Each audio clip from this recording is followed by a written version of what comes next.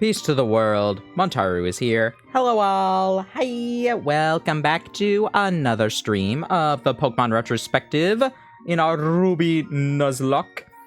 Last time, we beat up Watson, we, explored around, we had our first death because I was a fool.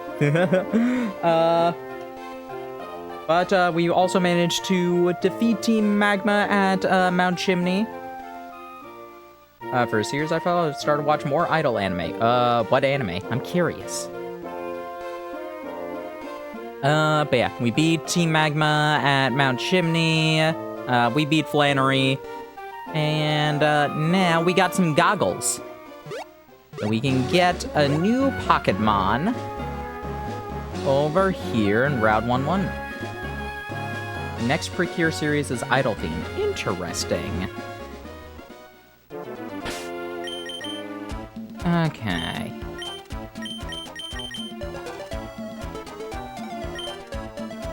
Let's have Kopf in the lead for a little bit.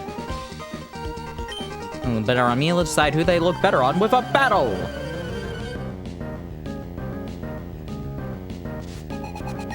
Camper Drew with a Sandshrew. Right, one idol anime, Mitsu but now I have more to add. I hope you enjoy them. Ow! Curse you, sand whales!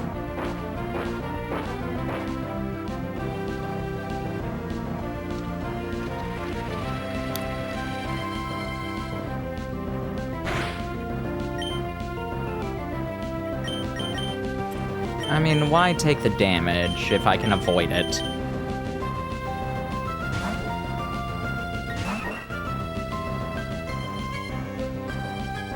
Man, those sand whales always being so annoying.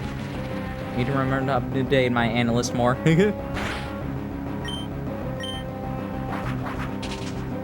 There hasn't really been too many things that I've wanted to watch. VTuber Legend and Freerun were the last two anime that I was really getting into watching fully. Obviously I read through all the manga for My Hero, but I haven't even watched the last two seasons. So are elephants land whales? Maybe.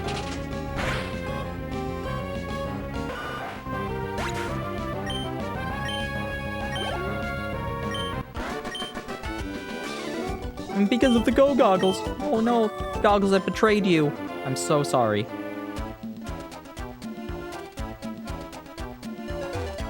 Having a picnic in the desert. You can always find a trainer, and I enjoy a battle here too. Why would you have a picnic in a sandstorm desert?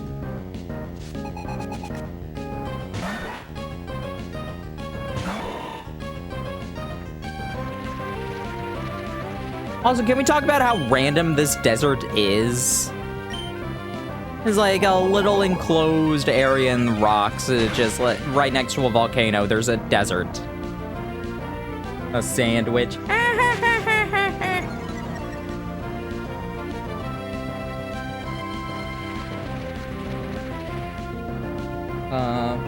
Okay, the movie, Phantom in the Rain, Netflix, both Liko and Freeze VAs plays a major role. Nice. Yeah, I think, aside from, obviously, the Pokemon threads, the thing I'm gonna be watching the series I'm gonna be watching right now is, Superman and Lois. Because, those discs might arrive tomorrow, or they'll arrive, Sunday.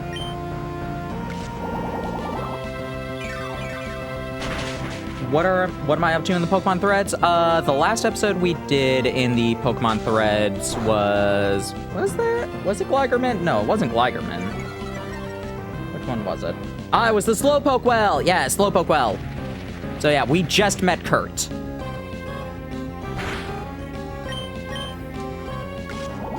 Now, I will say, that was an interesting adaptation of the Slowpoke Well storyline. Honestly, it's honestly pretty point-for-point close to how it was in the game. Aside from, obviously, the main plot is Team Rocket is going to use the Slowpoke to extort the town for rain instead of trying to sell their tails. But functionally, like, it's very similar. I don't understand Pokemon, whether like snow and Alola. Here's the thing, that's based off of the one mountain in Hawaii that actually is high enough that it gets snow. That's the reason why, why there is a snowy area up there. What is the mountain? Hawaii snow. That'll probably come up.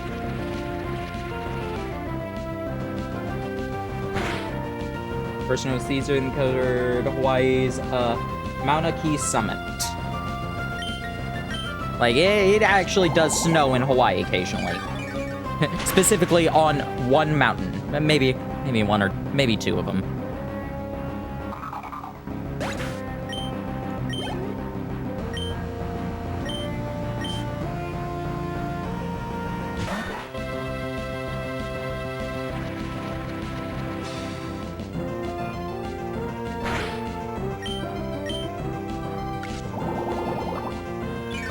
To meet the asshole trainer, tried to catch Cyndaquil. Yep.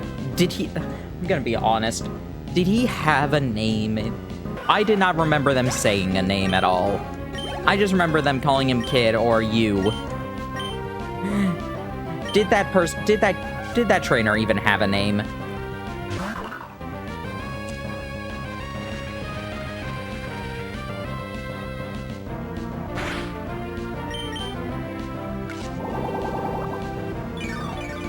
His name was Koji? Random Trainer 5, voiced by Ted Lewis. Yeah, I could tell it was Ted. Oh, no! Oh, cop, please survive this. Oh, thank God. Thankfully, Baltoy does not have sand whales.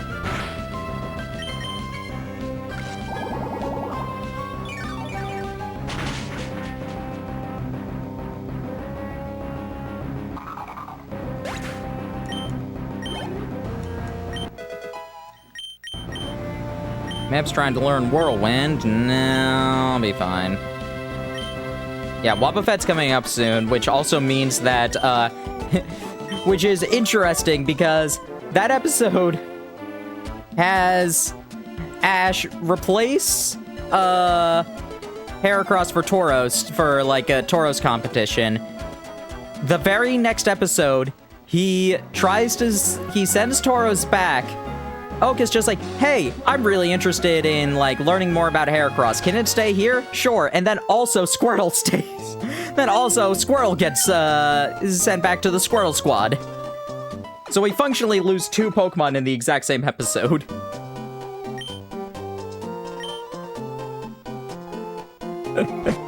So they can get Totodile and Noctowl not too much later.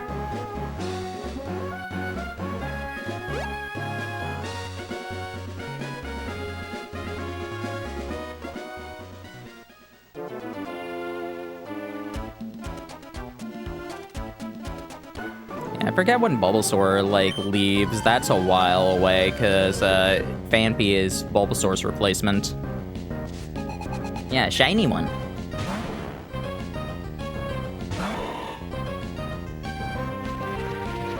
When am I fitting movie 3 in? Movie 3, functionally, I'm just gonna do it after Johto Journeys is done. There's a spot where it's supposed to fit, I think. I looked up where the movies are supposed to fit, and I'm just like, all right, that is 4 episodes before the end of the series. End of each, like, series, quote-unquote. I might as well just finish that series and then do the movie. The only, exception I would do is, I watch, Heroes before the Silver Conference starts. Because why would I watch it? Because why would I watch it after the Silver Conference? That doesn't make sense.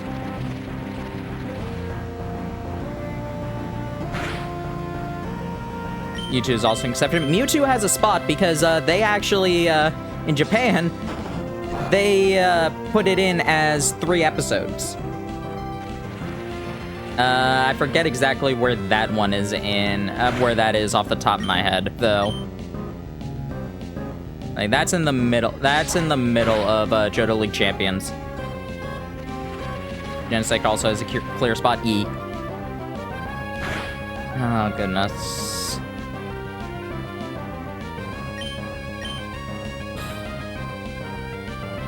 No, I'm gonna drink a sody. The sand whales have already hurt me once.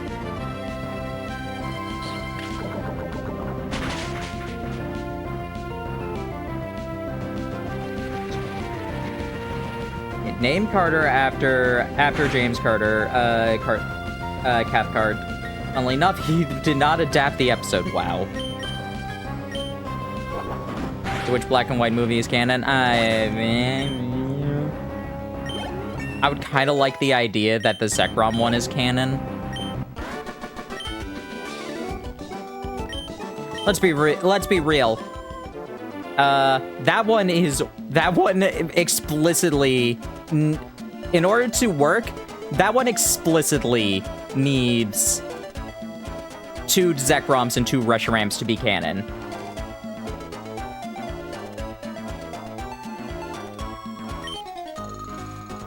Heard there were fossils in the desert. Where could they be? Because there's the Zekrom that is just flying around, zapped Pikachu, and never showed up again. And then ends Reshiram. That, gets us in Colress brainwash.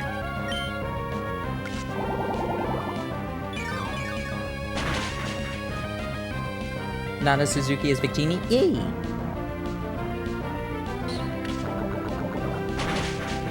Cop has some nice HP. But that's not nice.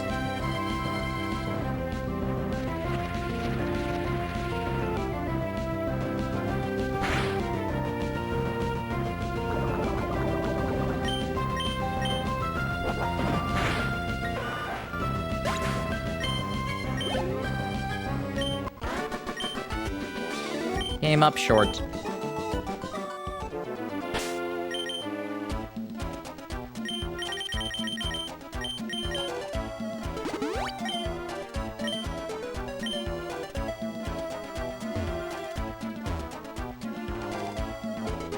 Oh, fine. We got our encounter. It's a Sandshrew.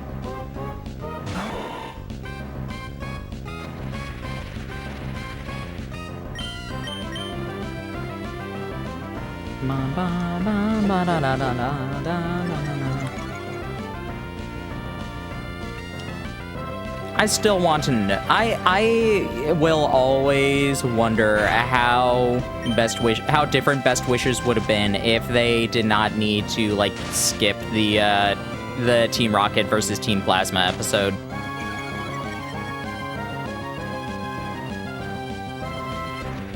That's gonna be one of the biggest what ifs in Pokemon for a while. The only other one I would say the only other one that could even come close to is how different Indigo would have been if the year they had to take off from Porygon didn't happen. Yeah, we know those scripts exist, but that does not change that they had to get rid of every single... They only took off 4 months? It was only 4 months? I thought it was longer. Oh well. Either way, they never went back to it, which means that anything subsequent that had to reference it had to be removed later on.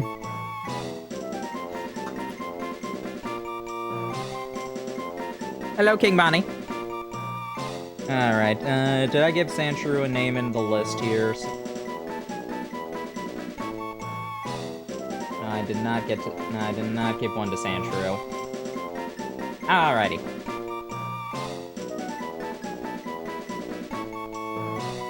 No, not Terry McGinnis.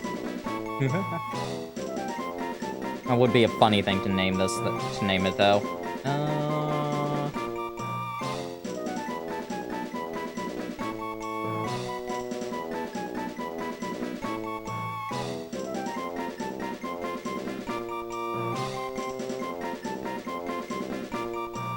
I may finish for an episode that couldn't be changed. Considering how anime... I don't know. It's just sand. Yeah, it is sand.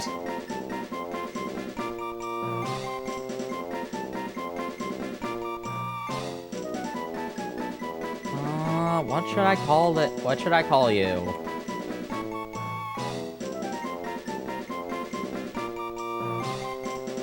Fishing episode got delayed by a couple months. Oh yeah, that did happen. Yeah, because that had to get reworked. That had stuff to do with that.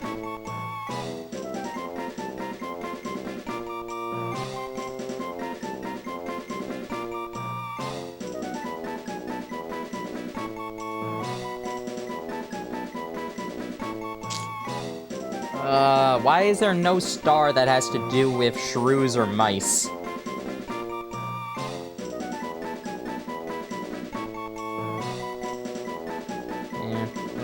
Yeah, if only I had gotten a, whatever.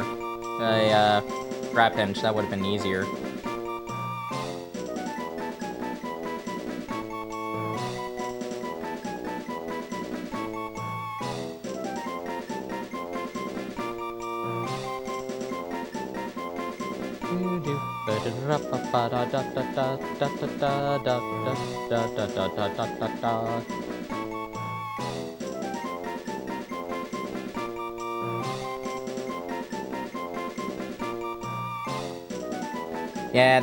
Yeah, the Wish Cache episode had to get canceled because of Earthquake, and they never put Earthquake into anything afterwards. You know what? I got really no name for it, so I'm just gonna go with one of the Pleiades. Does it make sense? I don't know, but it's a pretty name.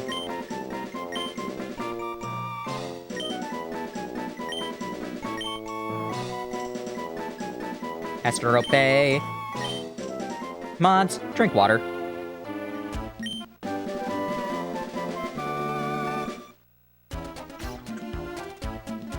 How you doing, Juker?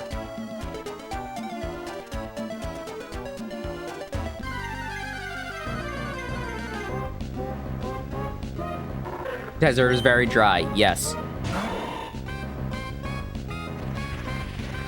Remember, kids, if you're stuck in a desert, drink your water. If you conserve it, you're going to die.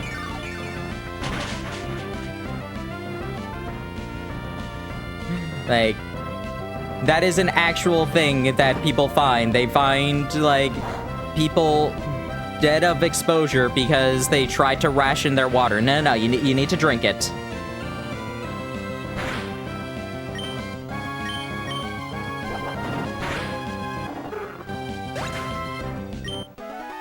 Sort of other things.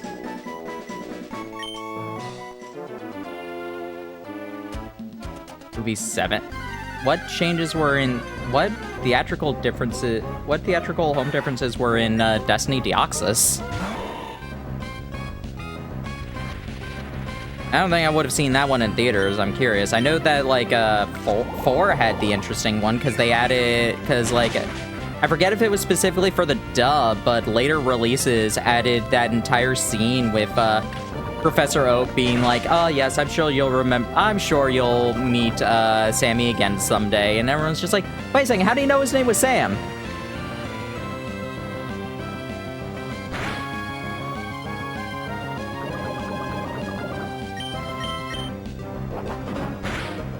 Because I think the credits was like the only real hint. Like, was the only real hint to them being the same person, aside from the name, if that had even been out in Japan at that point. That is another thing that's a little bit weird.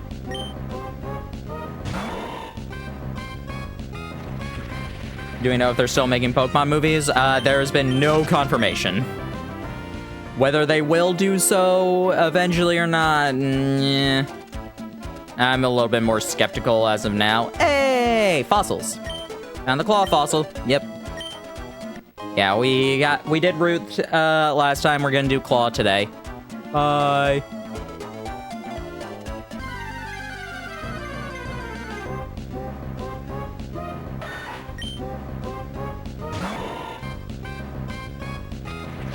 I hope we get more movies, because that would be, because I want a, I think it would be fun seeing our new protagonist deal with the Treasures of Ruin. Deal with the Calamity Pokemon, or deal with Petrarunt. Either one of those. That would be perfect. Aren't the Pichu movie shorts? I have the Christmas discs. The Christmas disc that I'm gonna be doing pretty soon, because Christmas, like, that's gonna be its own thread.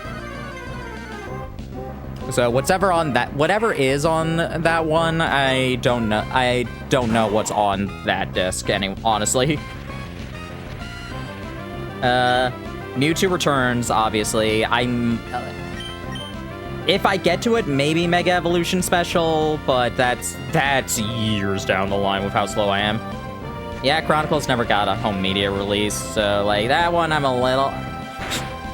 Okay. I did... I did the Porygon episode, and I did the Beach episode. I technically also watched the Safari Zone episode, but that was when I was kind of unsure if I wanted to keep doing the thread, so I just watched it on my own. Yeah, Chronicle? I think it was on the Pokemon, it was on the Pokemon TV channel for a little bit, but, yeah, right now they do not seem too keen on releasing it again. I don't know, maybe when Viz finally gets everything done with Pokemon the complete series, the complete season, they might, do, Chronicles too. Chronicles was never on Pokemon TV.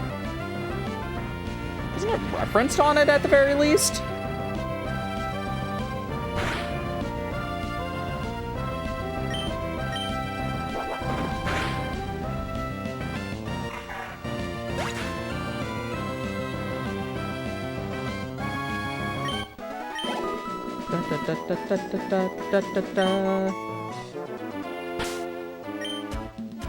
There's only one left, X, Y, and Z.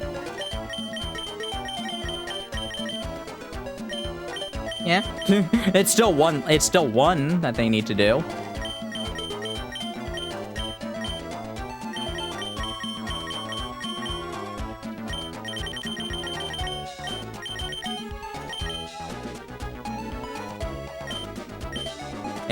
Yeah, Sun and Moon got the first one. Though,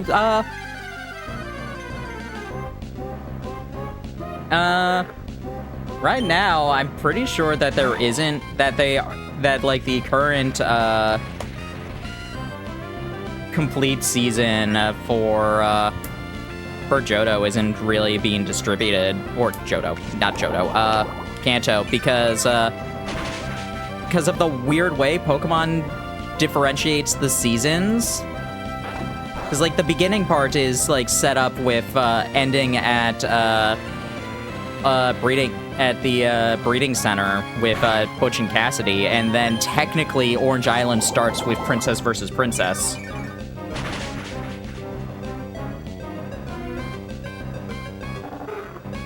Yeah, 4 through 7 need to get, released. Another thing that needs to get re-released, Lucario, because that's... One thing, I looked this up, because I was curious about some things. Lucario in the Mystery of Mew.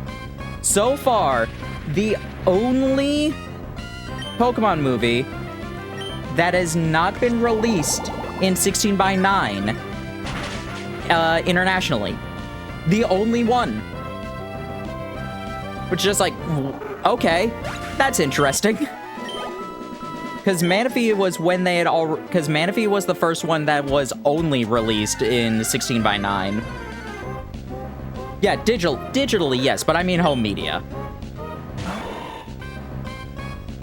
Manaphy was only ever released in 16:9, and everything else got either the new Blu-rays, or we got the new Blu-rays or the Miramax versions with the 1 through 4 with the 4 through 7 collection.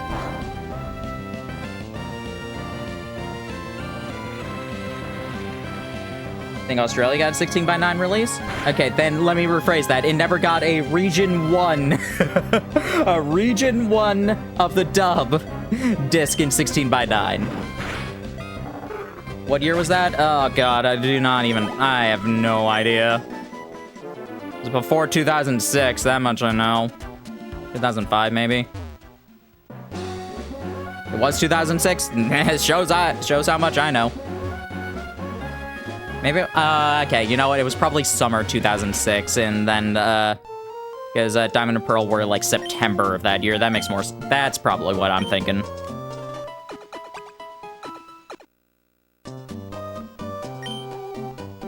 Is it in the watch plans? If I can get to,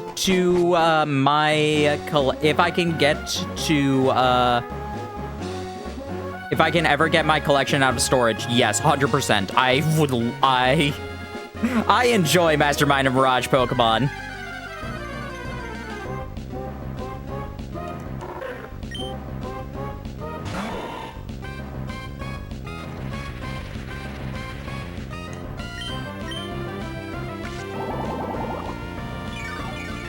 But that's a while away. Like, I would need to...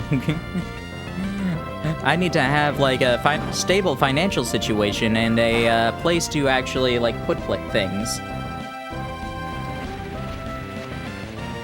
Lucario was nominated for Best Anime Feature at American Anime Awards? That's hilarious. Why? Nothing against the Lucario one, but I don't know. That one was... I don't know, I guess it's, like, one of the only movies without a real villain, so it's, like... doesn't have that as a weakness, I guess. Every villain after Molly has not been the best. How many movies is Meh in? Eh? Meh? Or May? Do you mean May? Oh, Mew. I think only 2. Maybe it has, like, a cameo in, like, I guess 3 if we count Evolution. Obviously, it has, like, cameos in, like, the world of Pokemon, in a lot of them. But as for, like, a major role, I don't even think it has, like, any... I don't even think it's in a flashback for, Genesect The Legend Awakens.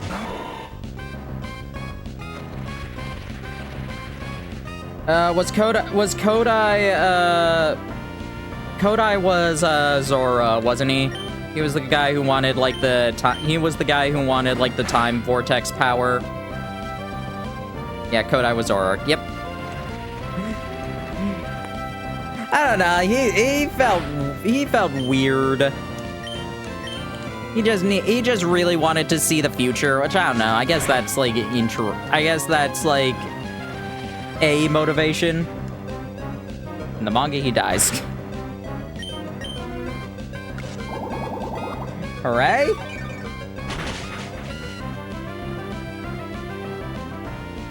I'm sorry, but... Was XY the last series to have canon movies? Yes. At the very least, like, the last one to have movies that involve, the Ash of the anime. Technically, we don't know for sure if it is the same Ash from, I Choose You onwards. But most people assume yes.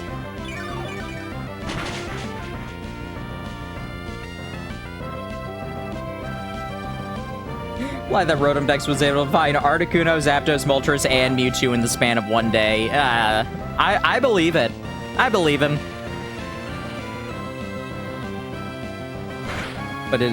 But is it the same Satoshi? We don't know. I choose user remake. Yes, it is. It was just like, hey, let's give Ho-Oh something, and...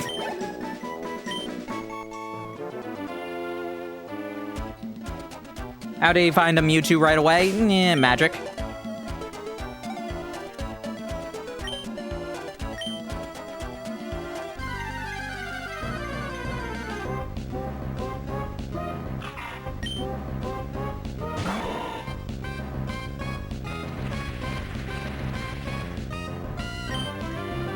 Why'd I use Mega Drain on a Cacnea? Cacnea!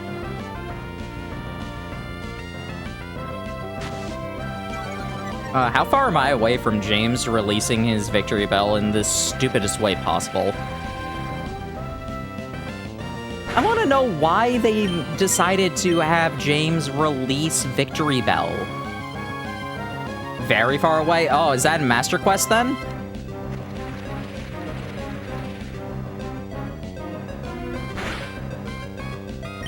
First digitally animated episode 261. Wow. Okay, yeah, I'm pretty far away then. I might be like 130 something, if that. Japanese VA were a pain to deal with.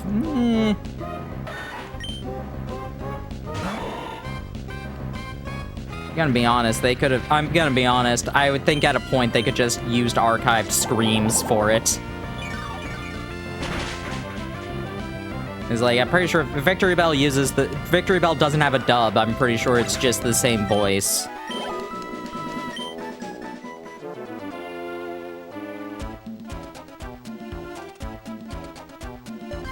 Last Pokemon media to use cell animation was the Manaphy movie. I believe that.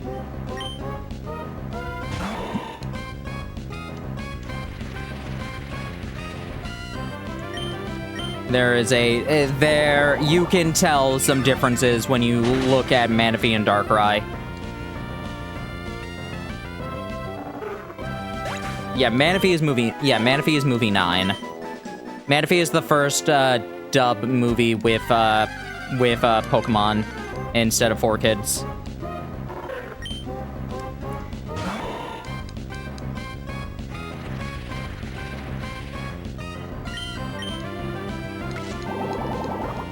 Dubbed at Taj under Pokemon USA? Oh, that's interesting.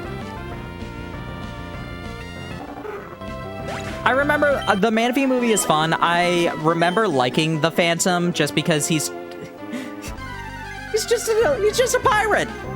What's not to like about him? He's hilarious. Then he has like this weird robot exoskeleton like hidden under his clothes. It's so funny.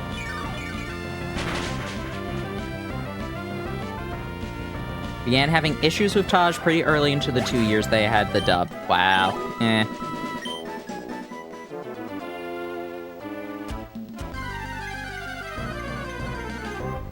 Pikachu's Island Adventure, and that's the, that was an interesting case, because that was not even technically a bonus feature for Manaphy in the dub. That was just, put onto a separate disc on early releases.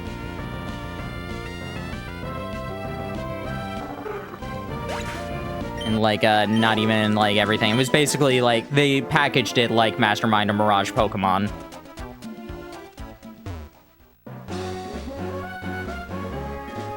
It was only dubbed in English, served as a test for Duard. Ha! I believe it. I know you're saying in your opinion, but I believe that fully. Oh, wait, no, I do need to do...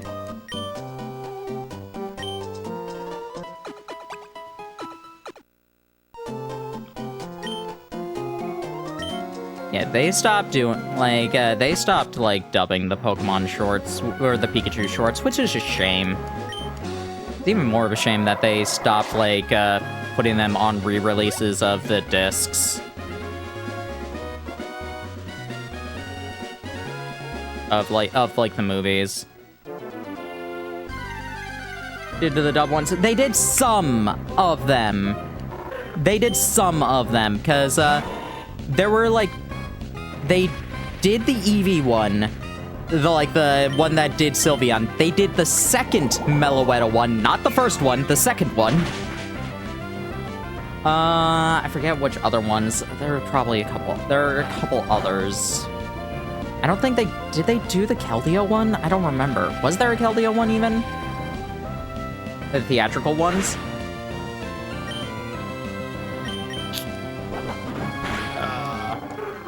I mean, the Meloetta one was the theatrical one because Meloetta didn't get a movie.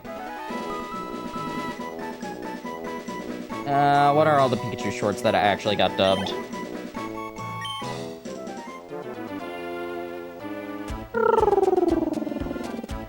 Pikachu's Island Adventure.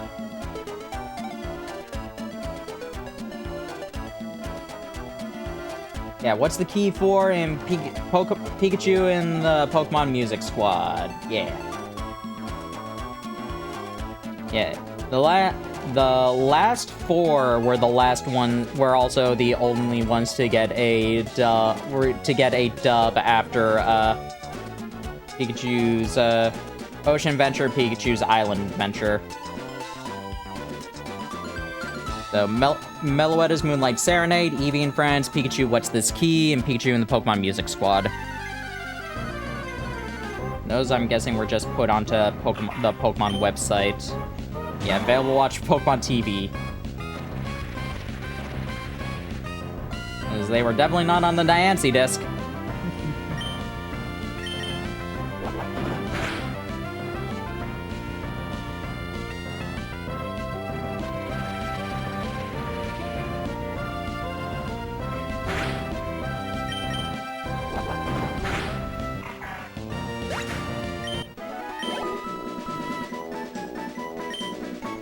I guess Arceus Chronicles is a special that got dubbed. That I have. The US DVD for Genesect released before the JP home video release for it. I'm not too shocked by that, honestly, because Genesect didn't have a theater release, did it? I don't think Genesect had a theater release.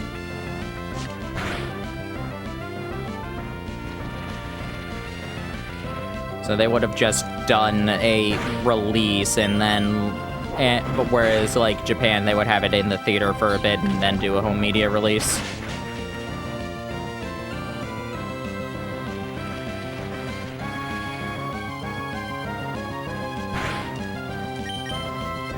Oh, stop it! You and your sand whales.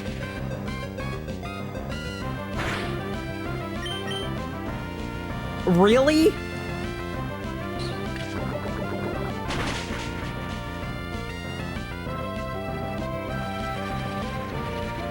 I doubt we will ever have a DVD release of Arceus Chronicles. We have that. We have that. I own it. Like, I can see it right now. It's on my desk. It's on my bookshelf. No, Arceus Chronicles got a DVD. The newest seasons. Oh, I mean, why wouldn't they? Why wouldn't they do releases for Horizons? Netflix had it for all of Journeys and the Arceus Chronicles, and those got home media releases. Japan isn't doing rental DVDs for Horizons? Oh, that's a shame.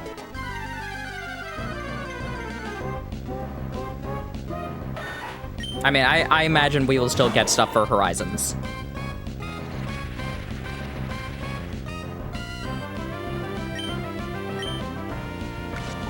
I have a sneaking suspicion that of the two of them, Pokemon has bigger reach than Netflix does. I'm pretty sure Pokemon can strong-arm Netflix into releasing discs.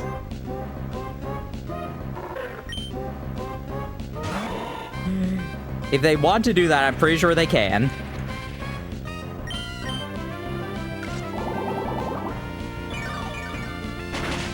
Like, there are some things I would agree, just like Netflix having, like, the dubbing rights could be a little bit harder for getting physical DVD releases. Pokemon is not one of them.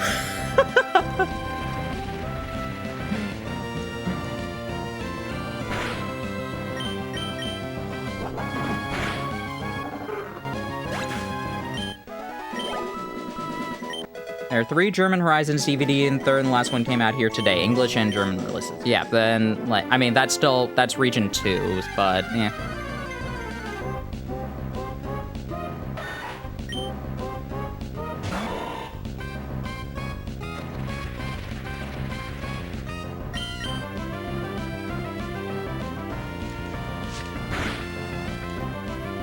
Like, the last they only just, like, announced, search for, Lakua recently, so that's going... So, they're probably not going to be doing, the DVD just yet. How long was it between, like, each of the Journey seasons that they actually released DVD? Poketsume? No, I did not. There's the 10-episode live-action series. Concierge or something else? Oh my goodness! Cough, come on! Something else, okay. I do not remember it. I do not remember it.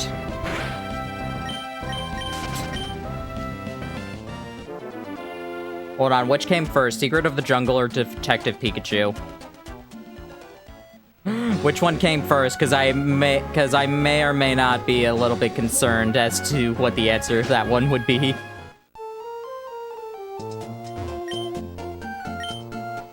Detective Pikachu was first. Okay. I was about to be like, hold up.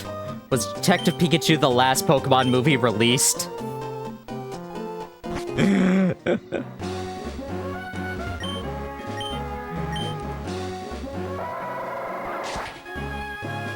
I was not sure what I would do with that information. Just like, no, I mean, to be fair, highest grossing Pokemon movie, but also...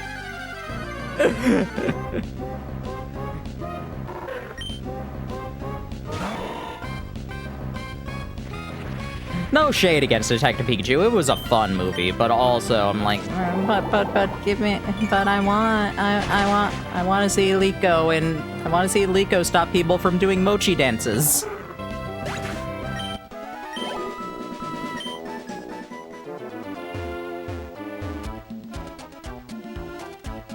Because we're sure as hell not getting Pecharunt in actual Horizons. We might get a movie. Might be the only way we get to see Mochi Mochi.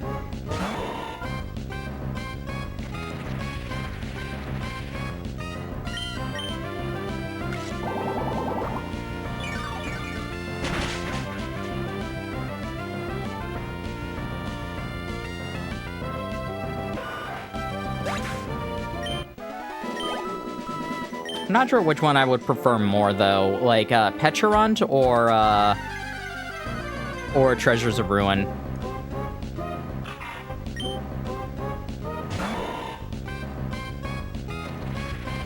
21.9 aspect ratio flashback. Yeah, and it was also available internationally on YouTube for some reason.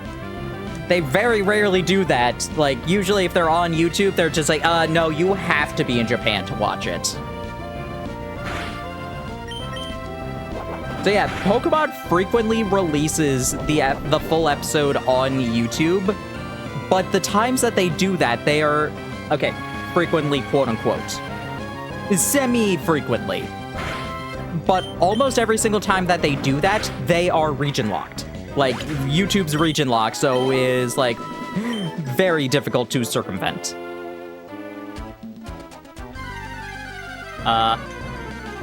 This one wasn't for some reason, so yeah, I watched it this morning. It was fun. I couldn't understand, like, most of it, but, like, I could get the general vibes from most of what was happening. I'm like, yeah, no, that's about what I... It also did not contradict any of my thoughts that I had going into it, how that episode would go for the flashback.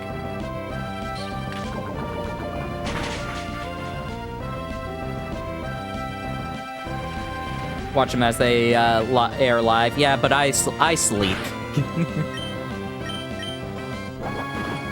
I sleep through... I'm asleep at that time.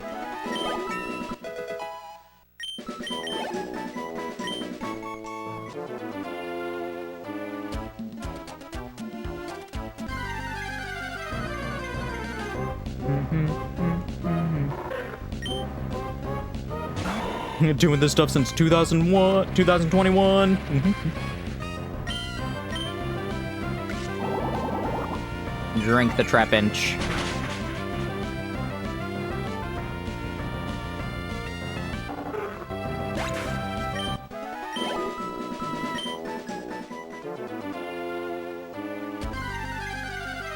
I don't know if this is the best area for experience right now. Fiery Pass or Jagged Path. Fiery Path or Jagged Pass might actually be better, but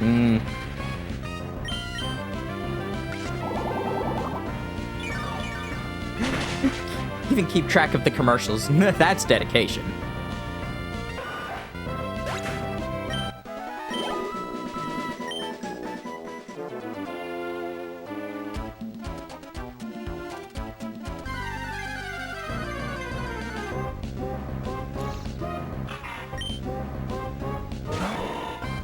This week it was Pikmin 4? Yay!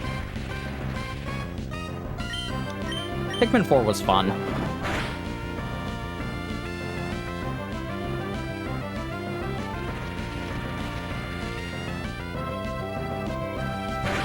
That is one series I would be interested in doing another, like, go through again on here later on. Brothership and Jamboree got commercials recently. Nice!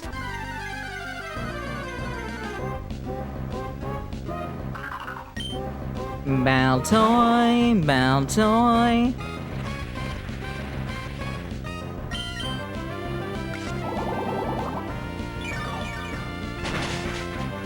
There is one thing I am a little bit sad about doing a Ruby Nuzlocke as opposed to an Emerald Nuzlocke. It's that I don't get 2 desert Pokemon.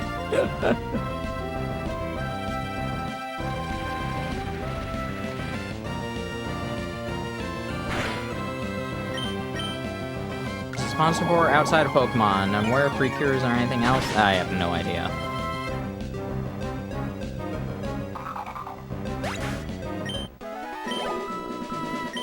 One, 2, 3 experience.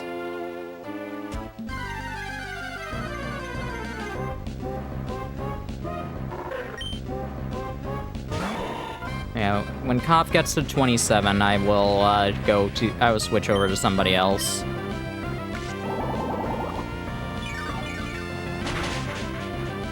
I mean, realistically, I should switch to somebody else instead of go healing off after the Mega Drains run out.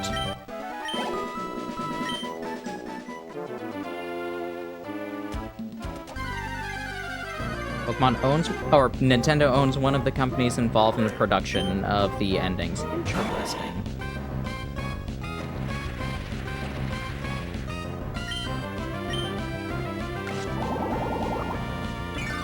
Is that why? I wonder if that's one of the reasons that they had, like, the Precure parody in Alola.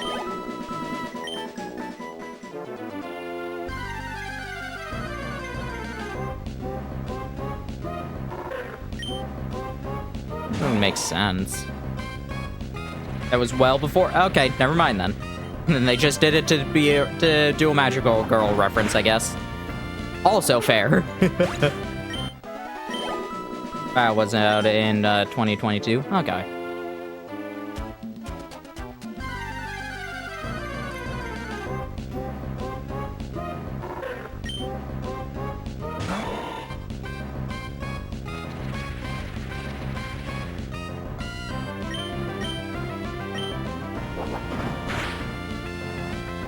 Contributing to the Suzerain Library Puyo Archive. Ash would make a great Magical Girl. He would. But he was not asked to be in the episode. I don't even... What did well, I'm gonna be honest, what did Ash even do in that episode? I don't even think he, like, helped with effects or anything. Was he just that? I don't remember that episode well enough. I don't remember Ash doing anything particular. Usually, for things like that, he would help with special effects.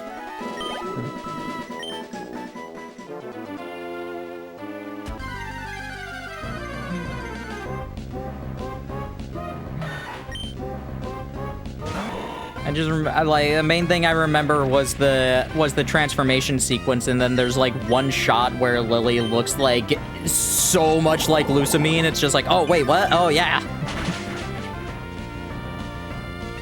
Ash kinda was just there. That's what I thought.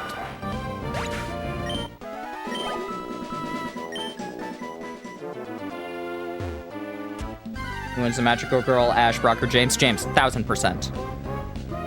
That's not even a question. See, here's the problem. Brock can't win as a Magical Girl because he is too competent. Brock does not have the girl failure to be a Magical Girl. He's good at cooking and cleaning.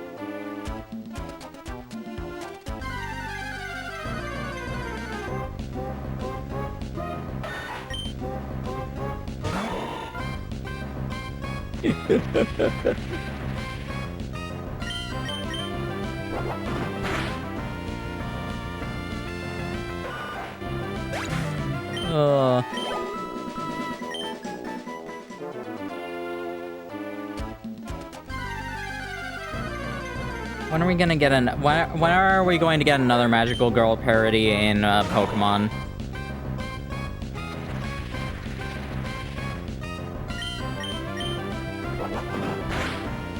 We had it with like Bounce Sweet's various evolutions. Megumi Hayashibara reference. Oh yeah, that was amazing. Wonder how other languages did it. I don't remember how they did with Michelle Knotts. I think it was just like she's talked about it occasionally on her streams, but I don't think it was like too. I don't think they were really trying to. They did not have like everything for that. Yeah. And Lisa take over as Jessie for the Lena line.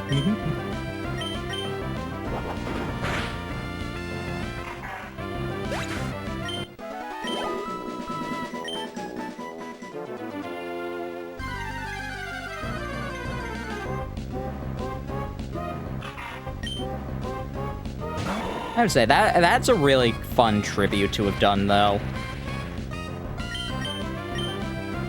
No! Curse you, Sandwhale! It's like, here is every role the Jessie's voice actor has done. Maybe not all of them, but like most of them. Most of the big ones.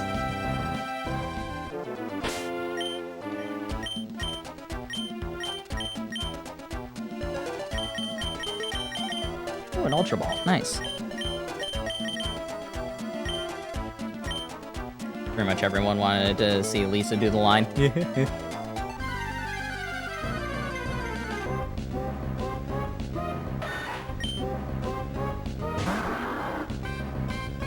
Alright, let's get Pisces a little bit of experiences. When Joker kidnaps Mark Hamill. Yeah, Joker and Trickster kidnap Mark Hamill, and Mark Hamill's able to save the day because he mimics Joker's voice to get Trickster to run into Swamp Thing, who is also voiced by Mark Hamill.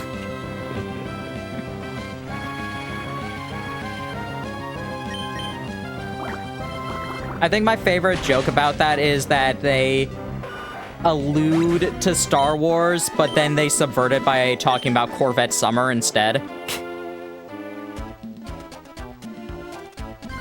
I remember when you were in that hit film starring a young adventurer going out into the world and facing grand opposition. What was it called again? Oh yes, Corvette Summer. Sungwon is a new Munchlax? That's kind of funny.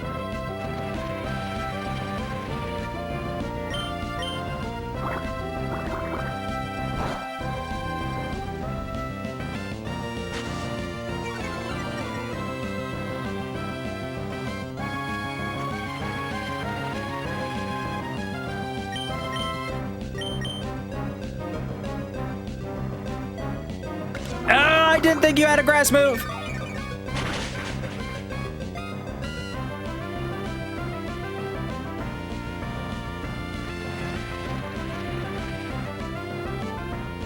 Who wins are Misty, Psyduck, or Maze Munchlax? Who wins, Misty, Psyduck, or Maze Munchlax? Well, Maze Munchlax is actually competent. Like, here's the thing. Misty Psyduck is either the problem for the episode or the solution. There is no in between. There is no in between. It is either a problem or the solution. Maze Munchlax actually has actual competence behind it, as opposed to the dumb luck that Psyduck has.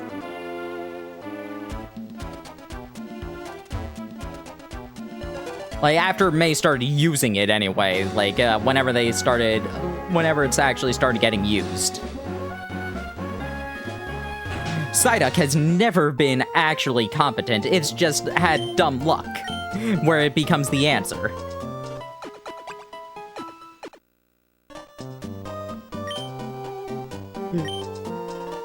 I'm gonna be honest, rewatching the Golduck episode, I was actually really disappointed the entire episode. I'm just like, man, I know how this ends, and I'm mad.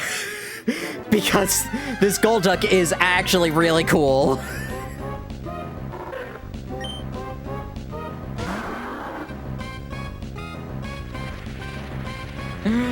I was so upset, watching that entire episode. I'm just like, man, Golduck is actually really cool. Misty is actually a competent trainer, because she isn't in the rest of the show. And then they're just like, oh, by the way, Psyduck was actually asleep in the Pokeball the whole time.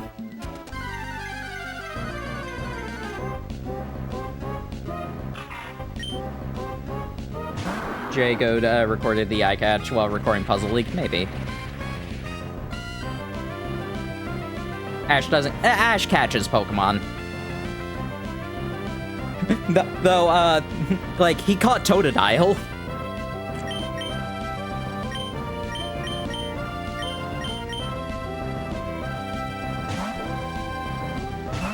Starly was a deliberate catch. Yeah, because he was hoping for something to be able to find Pikachu. Oh, I'm gonna be real. What? Was there a reason? I need to rewatch the episode. Was there a reason he couldn't get to a Pokemon Center? Just to be like, hey, I need Swellow or Noctowl real quick.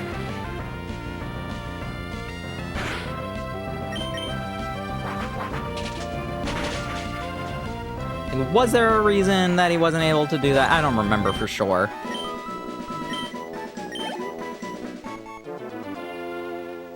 Hey, I know he had Apom with him, but still, I would need to rewatch the episode to be sure. It's been a while since I saw it. I know he was in the middle of the woods for most of that episode, so maybe he just couldn't get to it.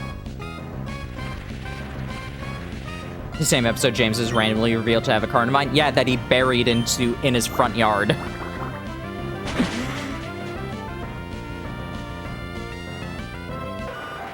James is so funny when he's just, casually revealing he's known about various Pokemon from other, regions. Just for forever. It's like, oh, yes, all of my clothes used to be made of Mareep wool. They were wonderful. Yes, I know how to take care of Sunflora, of course. Oh, whoops, hasn't started. I remember being a young boy and seeing all the Chimecho on stands and trying to get them.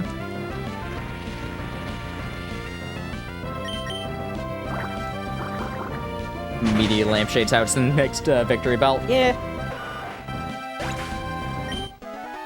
Leo Burnett and 4 Kids of the Devil! Leo Burnett and 4 Kids of the Devil! Alright, let's go to intermission. Because I was not paying attention to the break. To the ad, so I'll be back in just a bit.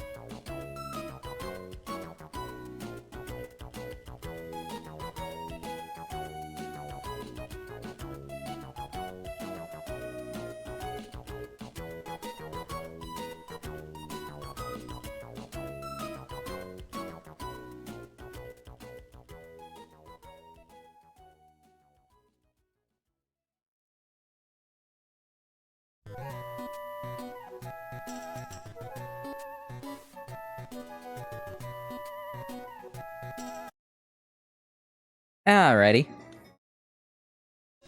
Hope you all enjoyed your break. Yeah, James, like, casually knowing about other generation Pokemon was definitely something funny, coming to terms that, like, realizing when they're realizing, like, so far in Johto Journeys, they've done it a fair bit. And I'm remembering, like, yeah, he knew about Chimecho too, like, as a kid, and he had a Carnivine. So they kept that running as a running trend for a while.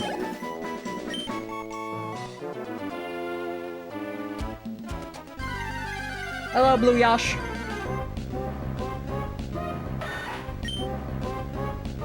He also had the handbook, yeah, but that he does.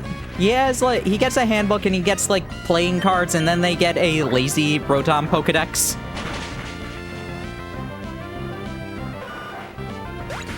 Or maybe not like playing cards, but info cards.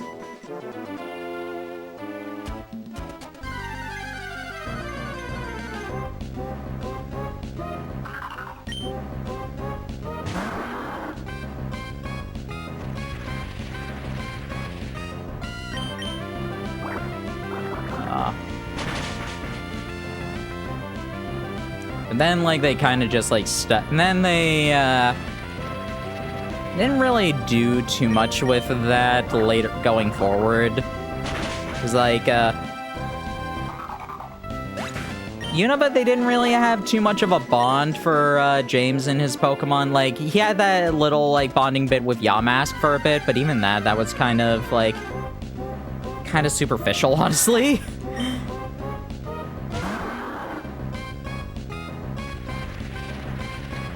And, like, Amoonguss he had, like, no bond with at all. Amoonguss just existed.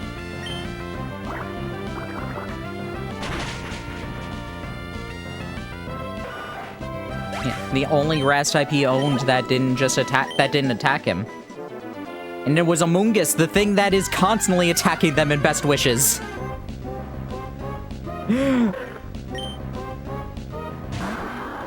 There are three things that are always There were three things that were always problems. I forgot about, like, I forgot about Amoonguss being a problem, and I'm just like, oh god, it was. It was either a Fungus or an Amoonguss, a Galvantula, or a Scolipede. One of those three things, they were the default problems that they had to deal with in Best Wishes.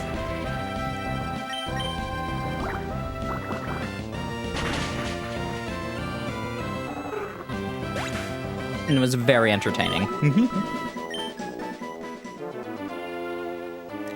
And it's almost always just like, hey, everybody's paralyzed, we need a special herb.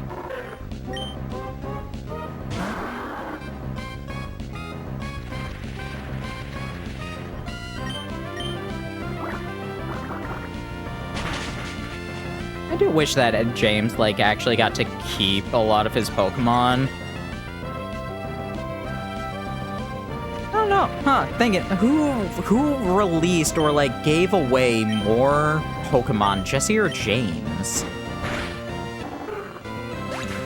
I think just no, it has to be James by default, because Magikarp, 2 Victory Bell, Weezing, Cacnea, Chimecho, yeah, everybody got sent and then all their Pokemon constantly got sent away until Giovanni was like, hey, here's all the Pokemon you've ever given me. Go do a plan. You now have a full team of 6. You now each have a full team of 6. I remember when, like, Road to Pokemon Master was, like, being shown off in Specicord, we popped off when I did the math, and I'm just like, wait a second, hold up. Oh my god, this is the first time Jesse and James have each had a full team of 6 Pokemon, and we're just like, oh no, that's awesome! For the Revengers plotline, it was like, oh, we get to see them using a full team of 6, it's so cool. Who owned Beware? Nobody. They tried to catch Beware a handful of times. Every single time, it caught the Pokeball and crushed it. He was like, no, I will be here, but you will not capture me. You can live with me. I am not your Pokemon.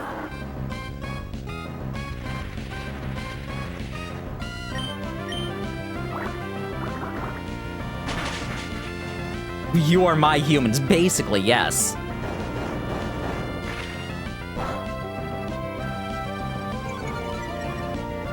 Yeah, Beware caught 2 humans and a Meowth.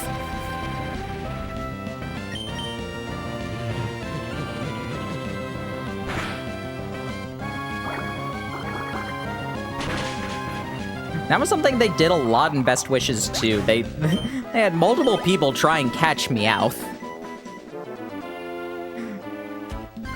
And they did it once in X and Y, like in the Pokeball Factory. That's a fun episode, honestly. It's such an interesting plot line. It's honestly like a pretty ingenious plot line. Just like, wait a second, what if we steal Pikachu's Pokeball and try and return it? That's an inspired plotline. Looney Tunes like episode 100%. It's wonderful.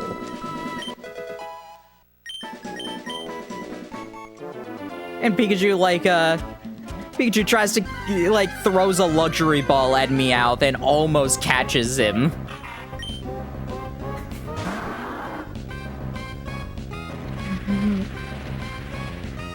But I'm gonna be honest, that would have been the funniest way for that to go.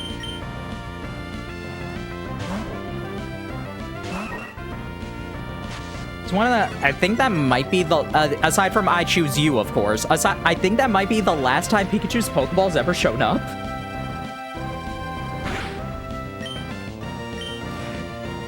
It doesn't show, it, has, I believe it only has, single-digit number of appearances ever.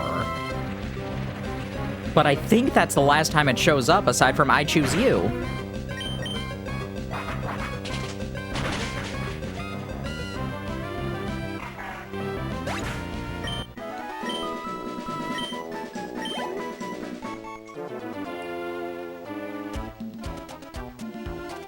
I think there are some other fun things in that episode where, when Meowth gets colored, goes into the spray paint or the Pokeball painting machine and ends up with the Safari Ball colors.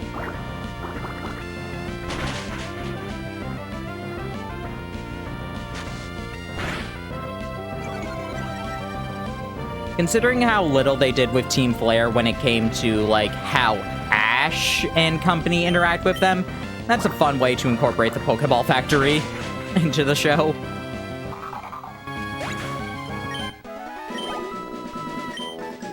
Because Team Flare was basically just a background thing with Alon constantly. I don't recall any real interactions Ash had with Team Flare members until the actual plot exploded.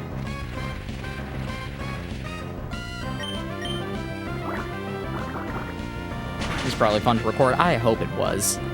I remember, I know that when Pikachu got Meowth into the Pokeball, he did the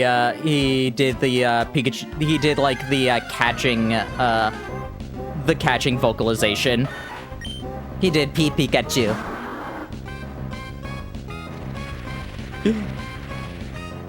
Just wonderful. Pikachu just sassy as ever. Wasn't after a tournament? Yeah, that, like I said, the actual Team Flare plotline. But before that, they didn't have, any interaction, because they had done that for a while. Even Team Plasma, they still had some interactions with Team Plasma before the actual, full, final confrontation with, Reshiram. Because, the first time they happened, Colress shows up and, starts, possessing Pokemon at random. And I know one episode has, him take control of Dragonite, and Charizard has to, hold off Dragonite because he's the only one strong enough to do it. I guess Crocodile was at Juniper's that time.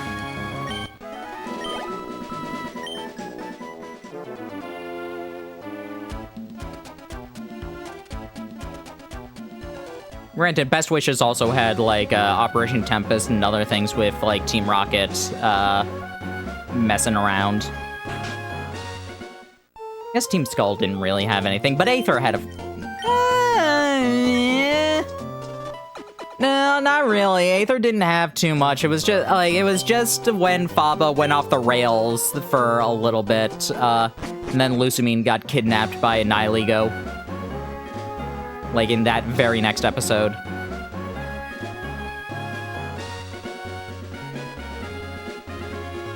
I guess that didn't really happen. Like, Team Skull had a little bit of, build-up. But even that, it was just like, Hi, I'm Guzma, I'm going to ruin the only time you will use, the Steel Z move, Corkscrew, whatever it is. And now I'm just gonna leave. Bye.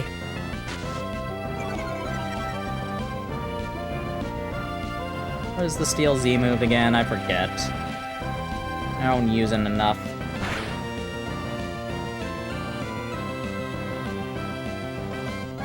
Corkscrew Crash.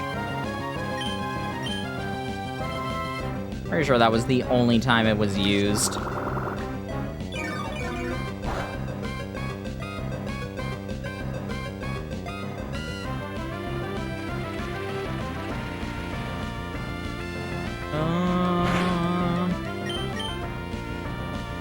Oh my goodness, Aquila, come on!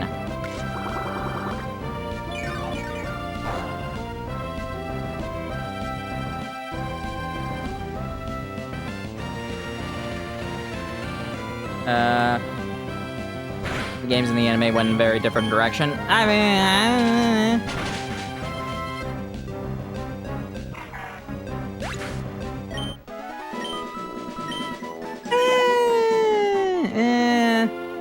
I guess. Like, well, I guess what I mean. They went with different direction for Lucamine, I guess. But even that, like, they had an X and Y. They had a plot with Zygarde, and Team Flare was a non-factor for most of the show. Aside from if you're watching the 4 Mega Evolution specials. Team Plasma outright didn't matter. Because, like, the plotline they were gonna do with them got canceled. I think Team Galactic was the most similar to how they were being done in the games.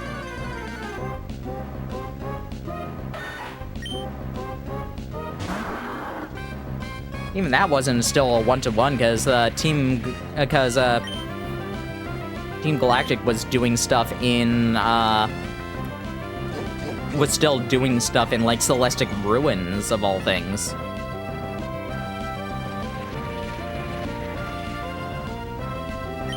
Or not Celestic, Celacion Ruins. They didn't do any... I don't even think they did anything in Celestic Town.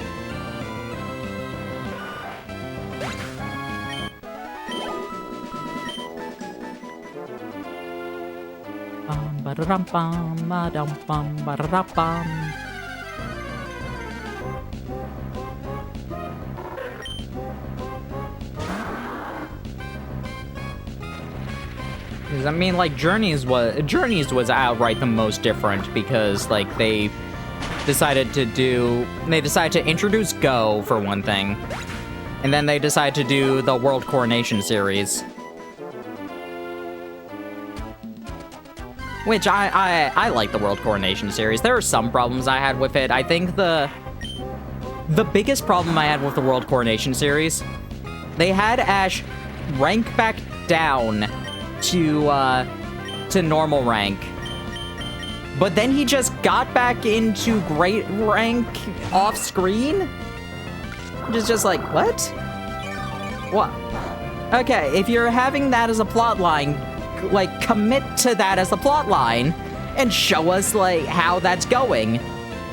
Like, he loses to Bia, and then he starts going on a losing streak, and then he just goes back off screen in order to just get a tie with Bia again? Come on. No, commit to actually showing him, like, struggling. I remember when that was coming out, they announced that, like, there was an Alola episode pretty soon after that loss, and I'm pretty sure, and I think, like, pretty soon after he had, like, ranked down. So I'm thinking just like, oh, they're using him going to Alola to, like, have him recharge and, like, remember just like, yeah, you're, Ash, you are a champion. You are the champion of the Alola region. And he would be re-inspired and start, like, going back on a hot streak. No, that didn't happen. It was just, like, a random competition, and 2 random guys were the only people who mentioned he was champion. And Ash even, like, was like, oh yeah, I guess I kind of am the champion of this region. Like, what? How dare you?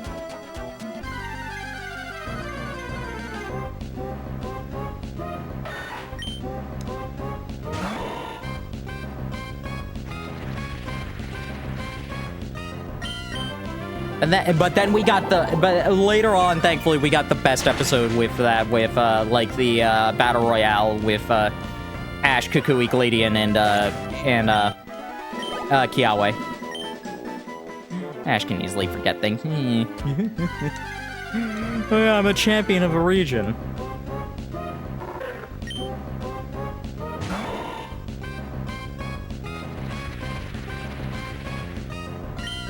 That is a great episode. It's one of the best episodes in the whole series, in my opinion. Like, everybody cheering for Ash, like, Kiawe and Gladian, like, going just like, don't forget you're representing Alola in the Masters 8. It's like, oh, it's so good.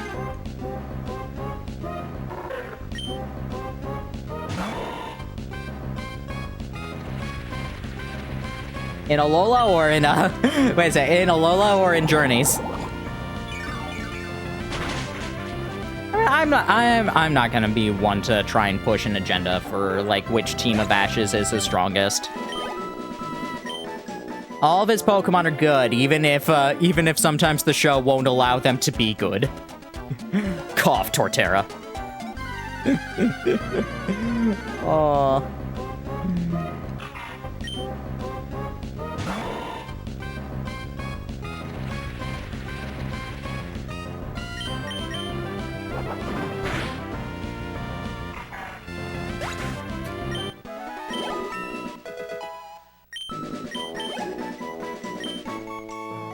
And it's so sad that Torterra never won a battle as a Torterra.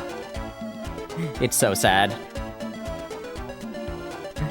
Like, come on, you had him evolve into a ground type just before the Electric Gym. Literally, you have Ash talking to Volkner just like, yeah, my Torterra's gonna help real well against in the battle against you. You had him do a training arc with Bertha. Gets taken down immediately to give Infernape more development that he did not need. Sorry, Infernape did not need more development.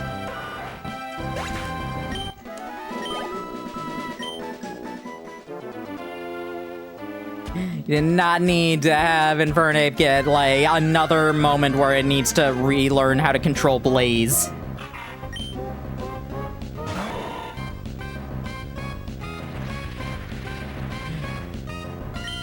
Or you could have done that if you could have done that and still had Torterra at least take out one thing.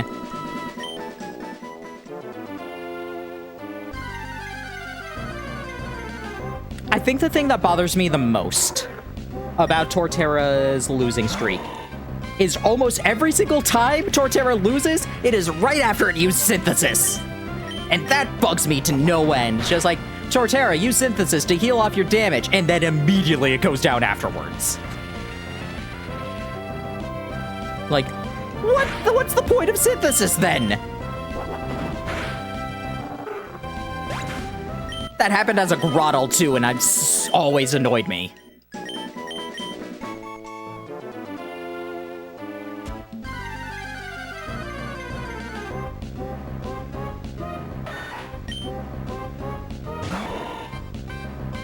Ugh. Like, that's the biggest offender in the league battle against Paul for me. That's, like, how it loses to Drapion. It's so upsetting.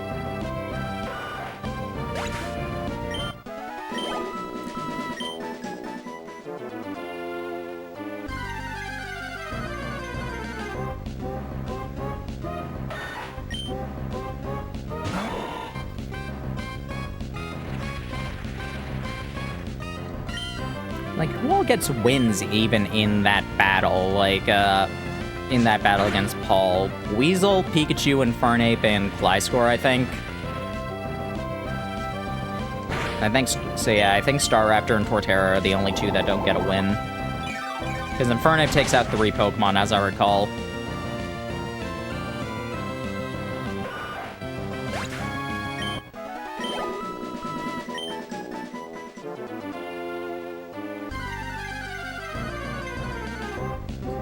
I want to say Infernape beats Aggron, Ninjask, and Electivire. Gliscor beats Drapion after the many damages it takes throughout that fight. Pikachu beats Frostlass, and Weasel beats Gastrodon.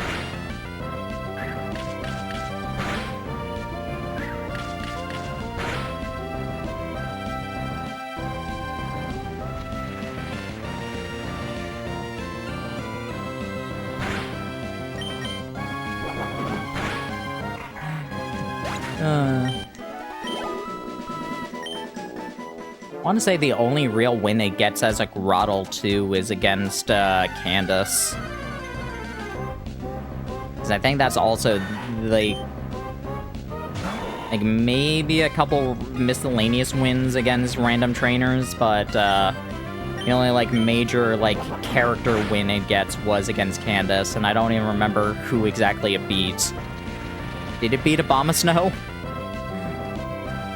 I forget if that was Grotle or if that was Chimchar. I think that might be. I have to think that Candace was one of the few gym battles that like Chimchar like fainted in the middle of.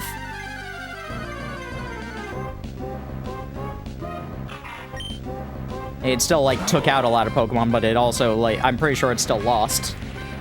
I don't remember for sure. It's been too long.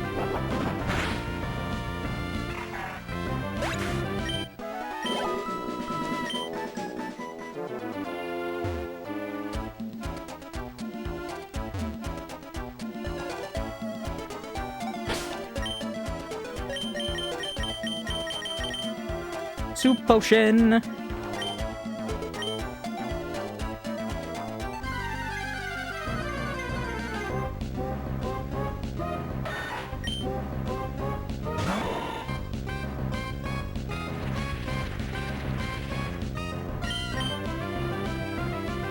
Okay.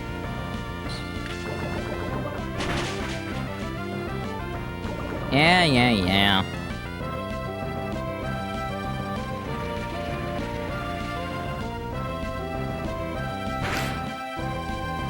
The Byron gym battle was also pretty fun. I'm pretty sure, I think Gliscor was the one who got the final win against Bastiodon in that.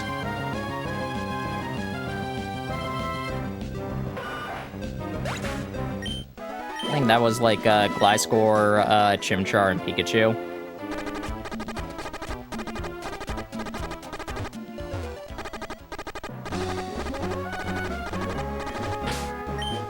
Yep, you're fine. Wanted to make sure.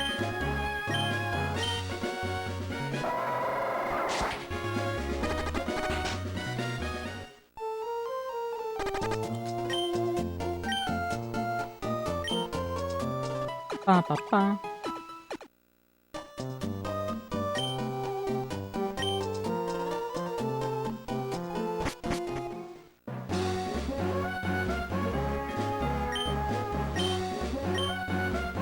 You know, something I am a little bit disappointed by?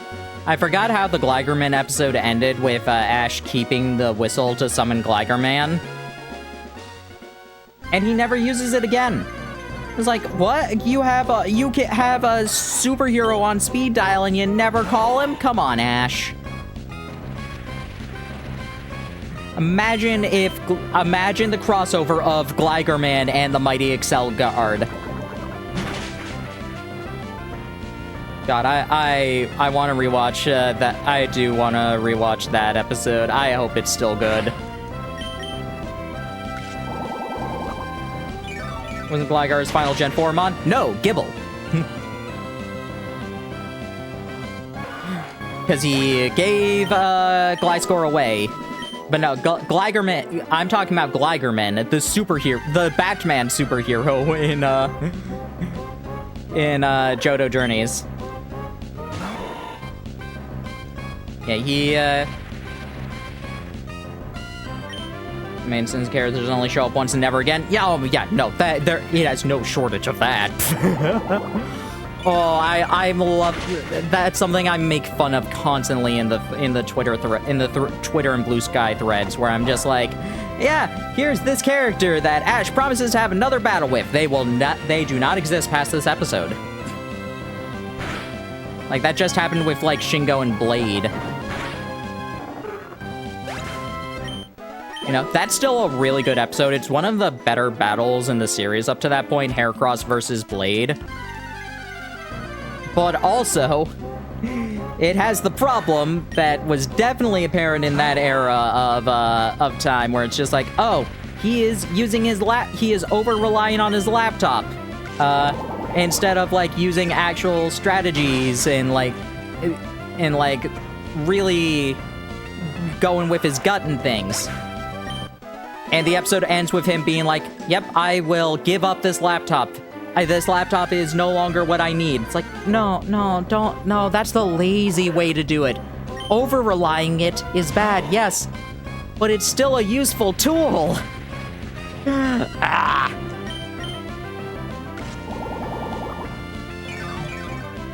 It's such a lazy way to go about. It's such a lazy thing that is done in that era of, like, television. Hi, John Donator.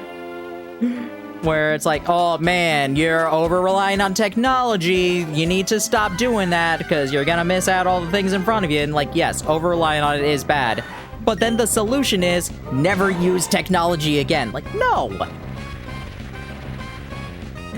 that's a lazy message.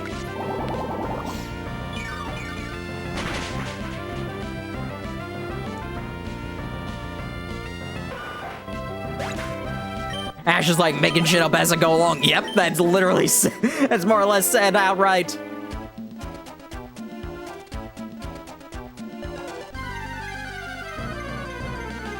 I love when they're just like,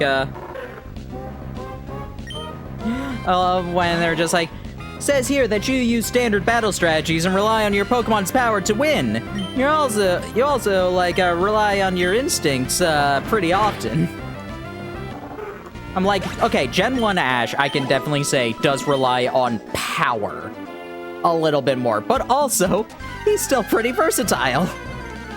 His Bulbasaur is best utilized when he's using Leech Seed or grabbing onto things with playing Vine Whip instead of overpowering things.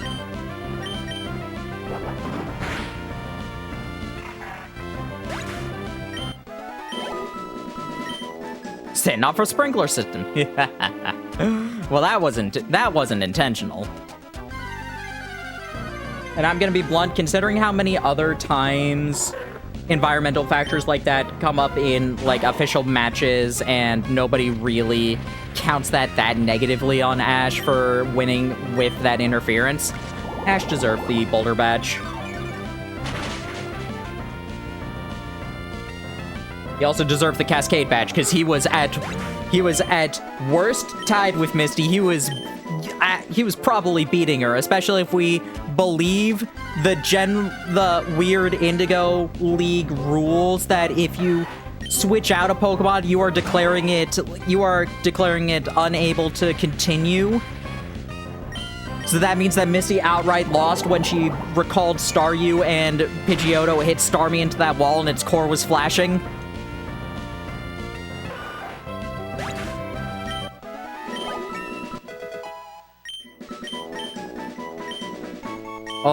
Do I want to try counter? No, I'm not gonna try counter.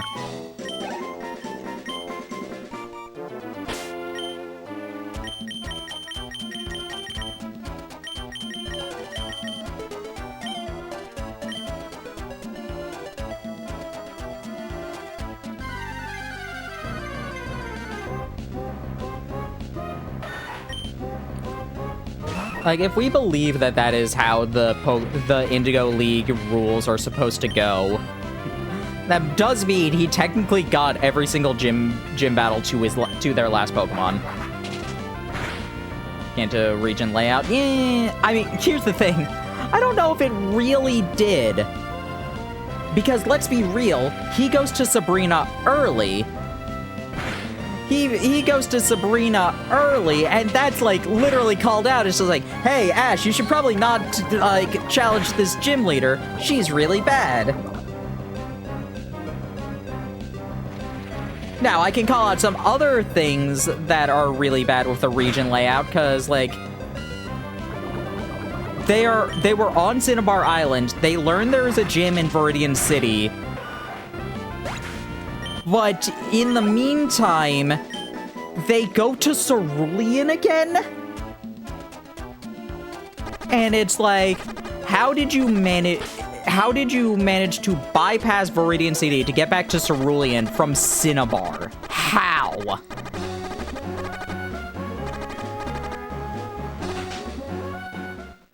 Half the place doesn't exist. I mean, okay, that's just the show in general. That's not even Kanto. That's the show.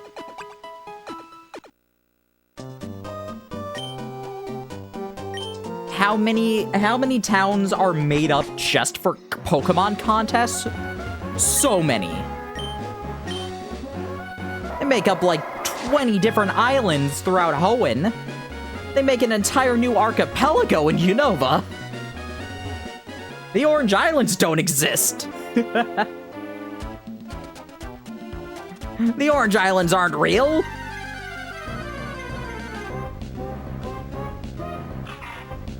They needed to put them in the games. I mean, we got Sevi Islands instead.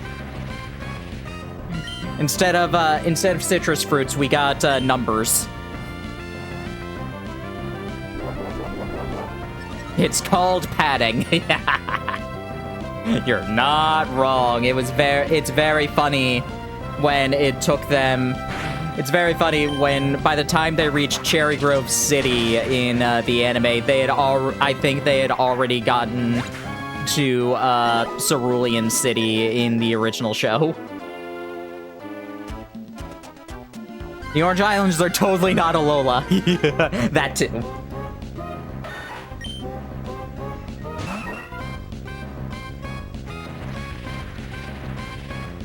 How many episodes did they get lost with only one road? I don't know. How many forests are there?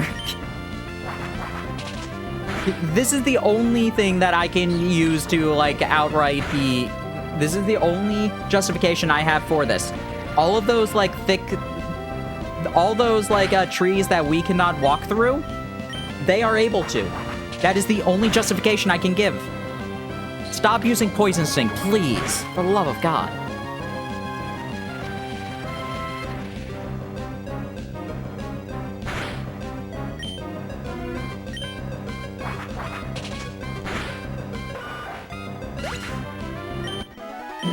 It's a shortcut, relax! On islands that are uninhabited, yep. The World Cup is, oh god. From what I remember of that one, that's certainly an arc.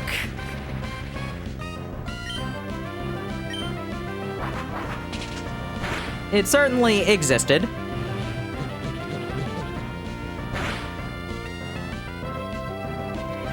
I really like that arc. I mean, the problem I have with it is that the way they have Ash lose to Misty is stupid as all hell. We're just like, okay, you know what? Having Ash lose to Misty, sure, like, whatever. It shouldn't be that big of a deal, except that it's really telling that some of the only wins Misty has on Ash are the most contrived reasons ever. Oh. And then, like, Misty has her battle with, like, the rival character they make up for the World Cup. And she loses. And then that rival character also loses. It's like, wait, what? To somebody who didn't even matter. I don't even know if I don't remember if the actual winner got a name.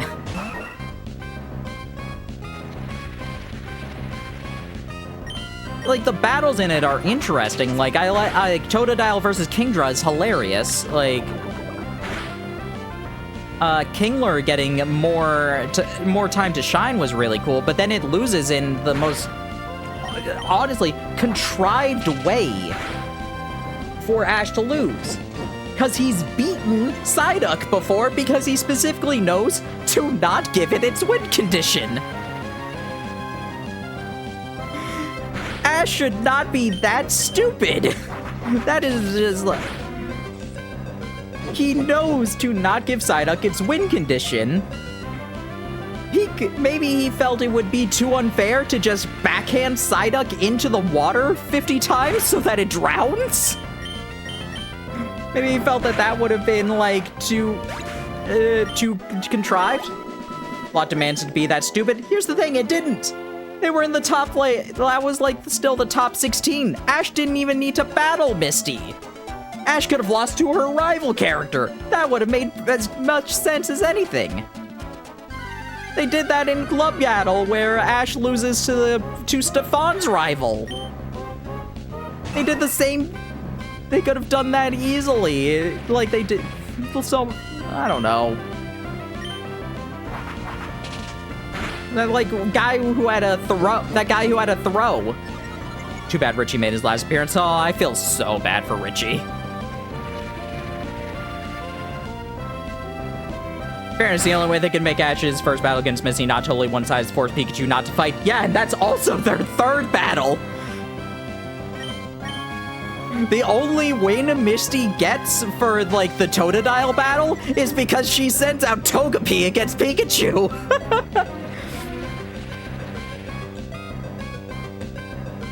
It's like... Which is so telling. I'm sorry. Here's my hot take. Misty's a trash trainer up until Poliwag evolves and she gets Corsola. When that happens, she actually becomes competent. But before that, she is kind of a trash trainer. Her best wins are with Pokemon that she did not train herself up until that point. A random wild Golduck and, like, all of Ash's Pokemon in Princess vs. Princess. And Dugong. I forgot about that. And Dugong, yes.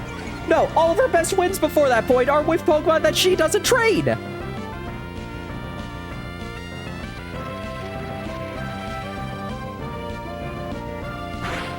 I made that realization and I'm like, God, this is... And it makes every time she insults Ash for being a bad trainer so much more insufferable. Just like, Misty, your goal is specifically to become the best water Pokemon trainer, and you are failing at this. Oh. Yes, no, it is very much a pot me kettle moment, and it's so upsetting. I'm just like, I remember liking Misty a lot, and she is still fun. And like I said, I'm pretty sure it's because I remember, like, she has, like, really good battles with Poliwhirl, Politoed, and Corsola. And then also, when, in Chronicles, she's fantastic. Because she's also usually the main character in Chronicles. And, like, anytime she comes back with Gyarados, fantastic. But... oh my goodness, she is so insufferable right now. It's like, Misty, you're not a good trainer. I'm sorry. I'm sorry to tell you this.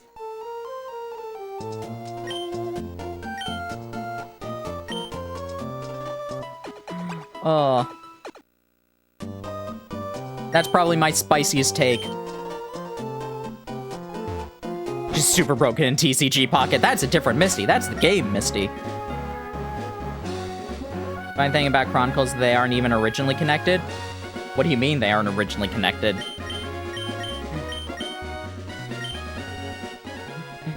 Yes, they are. It outright has Misty, Richie, Casey, Sakura shows up. Brock's mom is revealed to be alive.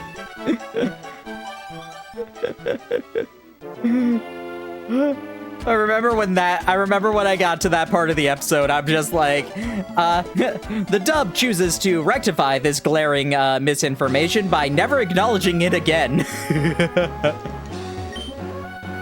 They are separately. Oh, yeah, okay, yeah. Yeah. Those were like different, like side story things that were like barely connected. Like Legend of Thunder was its own anime special originally, and like most of the other things were like still existed in a sort of sense, but I think it was like Brock's mom is also a deadbeat. Yes.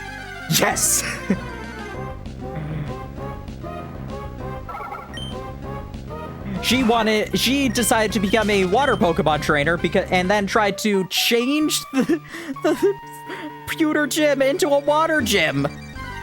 It's like, you know that the Cerulean gym already exists.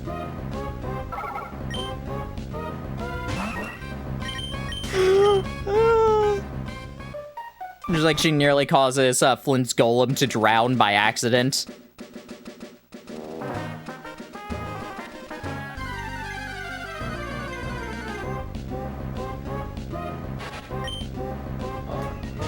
Yeah, Lola was like, Lola did not have like any real status in Japan aside from just like she's no longer like with the family. So the dub was just like, oh, she must be dead. Yeah, after and Brock's mom passed away, blah blah blah blah blah. It's like, and then they reintroduced Lola, and a lot of people who watched the dub were just like, wait a second, I thought Brock's mom was dead. Is this like Flint's new wife? Is this his stepmom? No, that's his actual mom. They just refused to acknowledge that they originally said she was dead.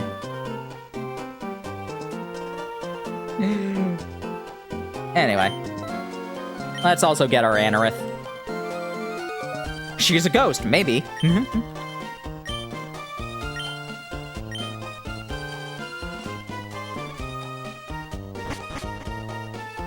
Do I need an empty spot? I forget. Yeah, I do. Okay. Man!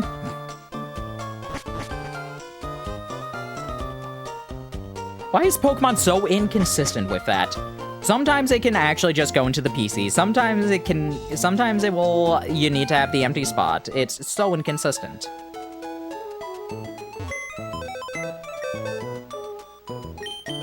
Yeah, so speaking of inconsistency. The game hub does this Pokemon let you get a Pokemon with a full party. Yay!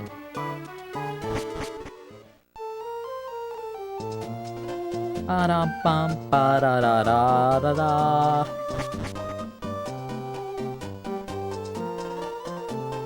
You always need an empty spot through Gen 3. Yes, but it's different between games.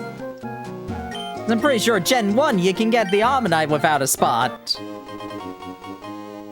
Gen 2 didn't have... I'm pretty sure you can get the Eevee without an open spot, but you'd need it for Tyrogue. Did I give a name for Anorith? Nope, I'm wrong. Alright, I don't remember. I gave Anorith a name, I did not get a name for that Anorith.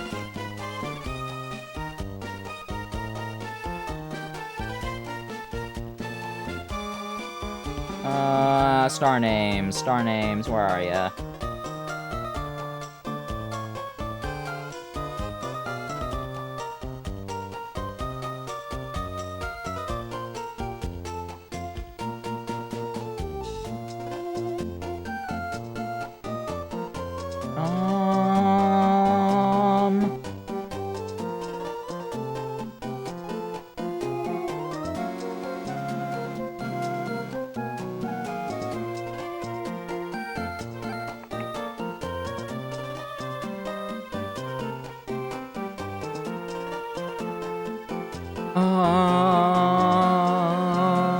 What to name you? What to name you? Sammy? No, it has to be a star. That's the entire joke of this playthrough. Everything's a star because we're using a Jirachi.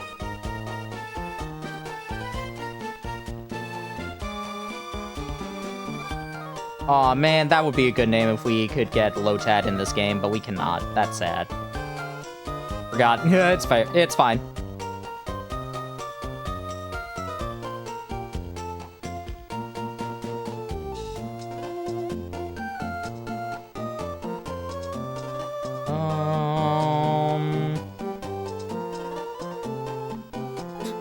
Twink. I do love that Automod caught that.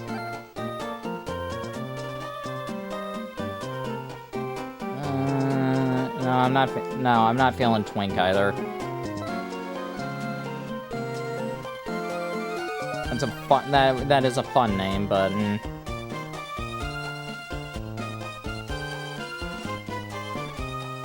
What's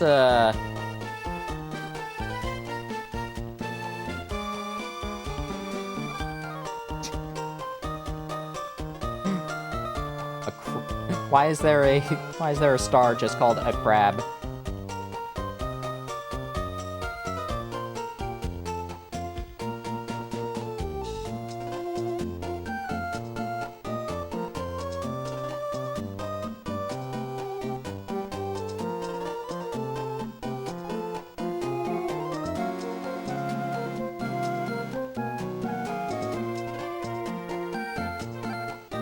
Oh, that looks like a fun name. This is in Scorpius, so it makes sense. Lissath. I don't know what that is supposed to mean, but yeah, I think it'll be fun. No. There are a lot of stars, okay? Yes, there are a lot of stars.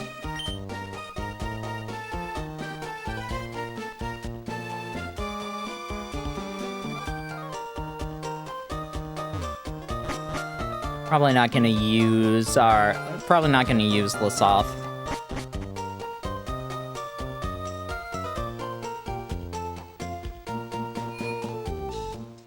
I can't find anything too fitting, so I'm just like, alright, let's call the bug something in Scorpius.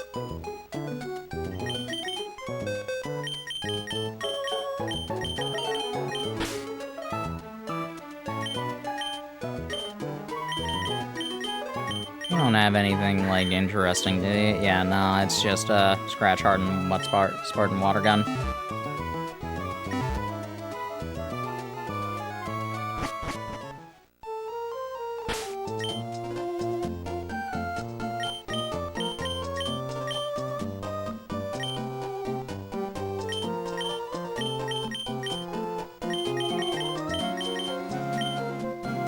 Alright, let's give you the experience share. Let's have Natasha and Aquila get some experience at the gym. Jirachi's gonna be our main headliner against Norman.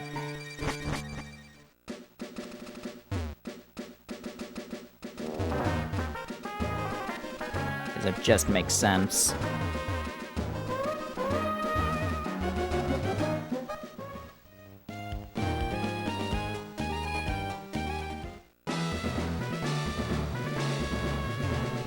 Speed room, yeah, sure.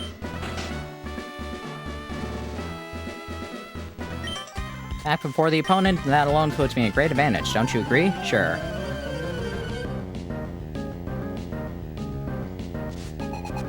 Do you like doors? Oh god, you're stronger than I thought.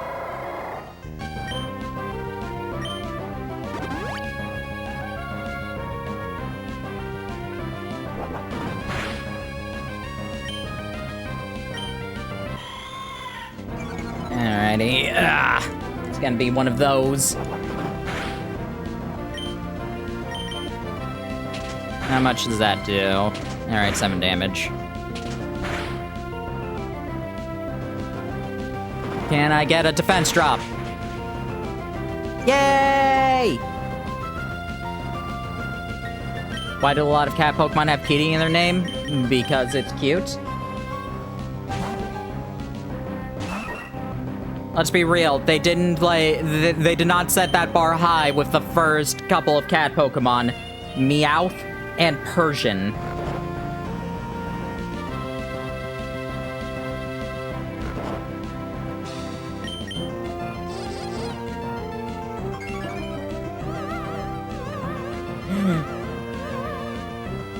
They were not setting that bar, like, high.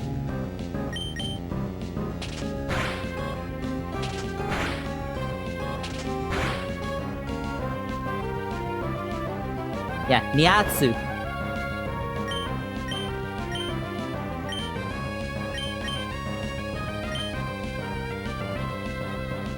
Alright, let's switch back Natasha.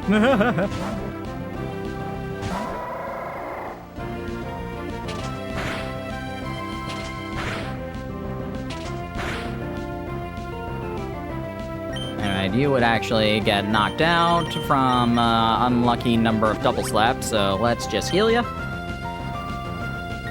Stop it! Litten, yeah.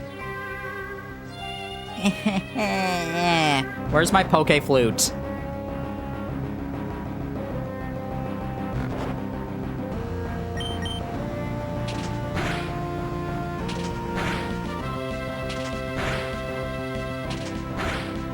Oh, God.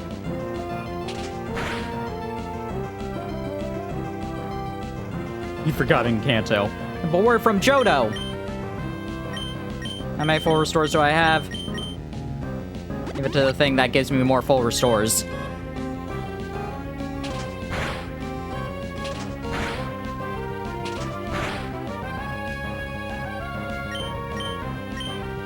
Oh my goodness, really? We're in Hoenn. Yes, we are in Hoenn, but we are from Johto.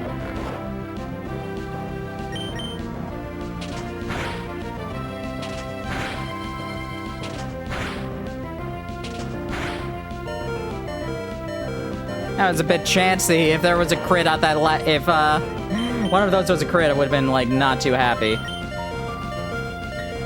And, like, 70, it's 55 accuracy.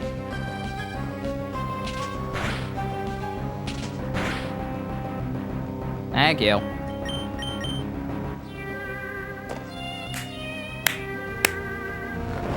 God, maybe I should train up. Maybe I should train up Musica.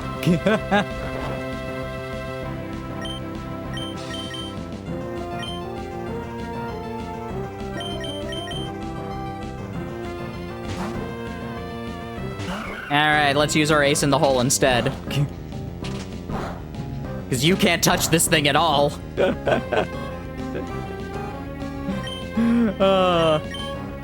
Oh, and I'm faster. Or do you have the Quick Claw right now? No, you don't have the Quick Claw right now. You're just naturally faster.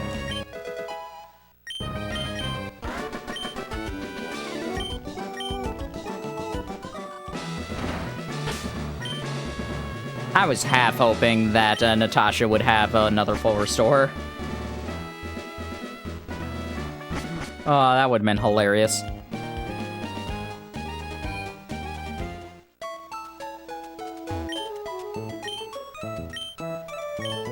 Natasha, hey, hey, hey, du bist schön.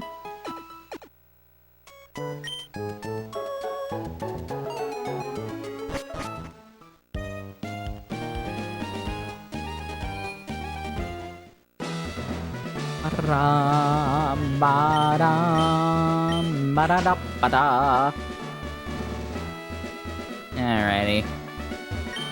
Zero reduction.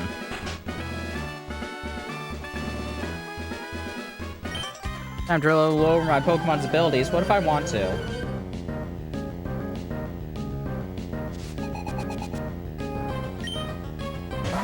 High noon. Clear body? Nah, he's gonna use a guard spec.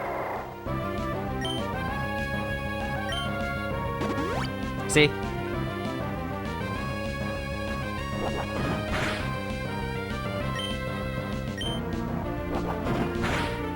Oh, goodness.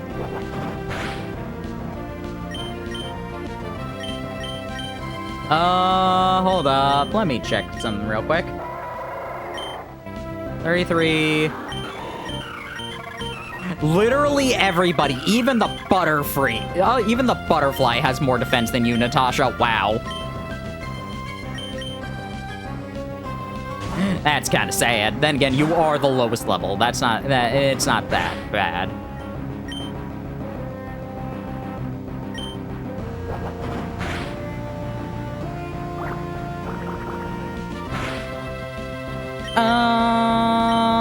Hey.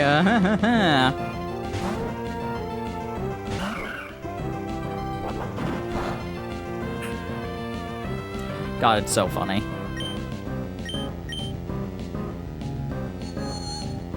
Man, who would have guessed having a steel type for this normal gym would be, like, pretty good? One that's not even, like, fully weak to the occasional brick break.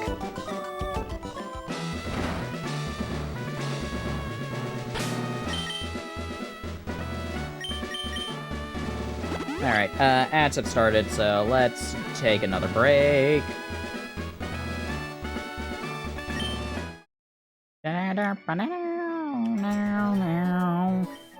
Alright, I'll be back in just a bit.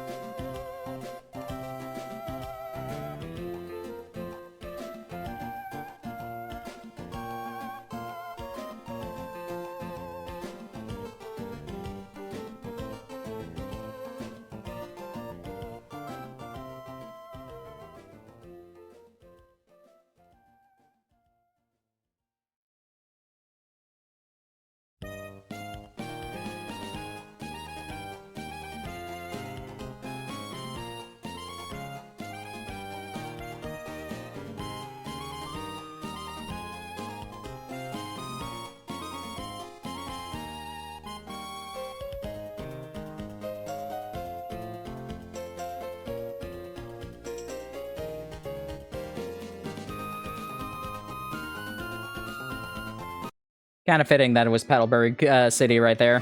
Oh god, I can't wait till I get to the worst episode of Pokemon in general. That's a while away, though. The Strength Room.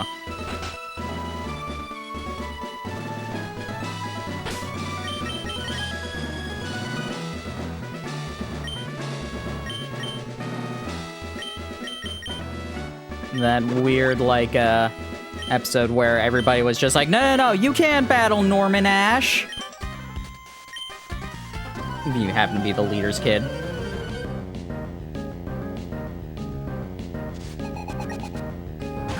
Oh god, nope, you are not staying out against this thing. God, no. Natasha, I like you too much. You are not going, you will die against that thing if I leave you out here.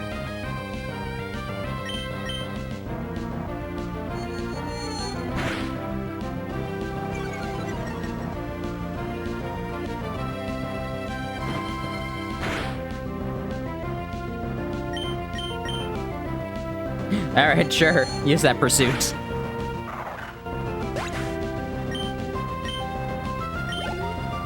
Having Gale of Darkness flashbacks. Yeah. What are you talking? Blue Yacht, what was wrong with that fight? You just hit sheer cold. You just hit sheer cold 5 times in a row, and then you're golden. What's wrong with that fight against Zook?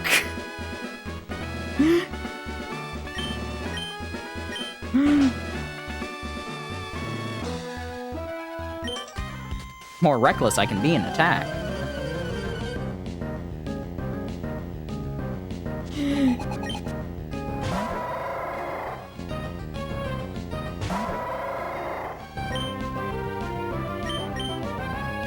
That was hopeful.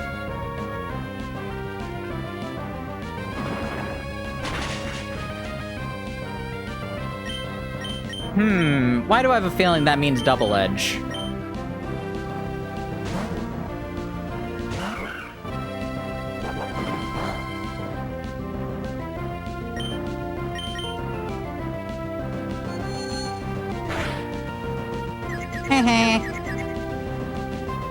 Thank you, Serene Grace.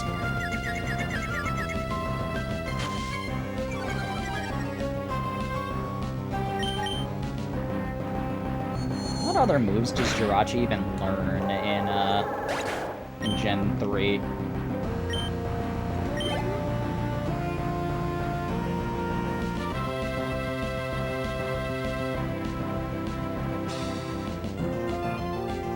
Gen 3 learns it. Doom Desire. Yeah, I mean, I know Doom Desire. Level 50.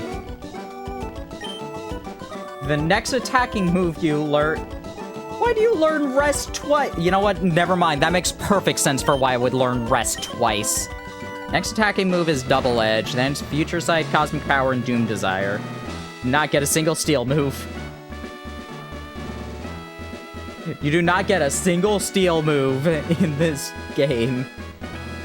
Aside from Doom Desire.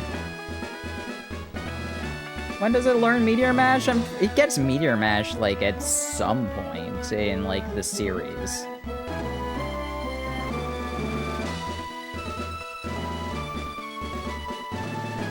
Is it just, like, Iron Head that I'm... No, I might be thinking Iron Head. Yeah, it gets Iron Head in Black 2 and White 2.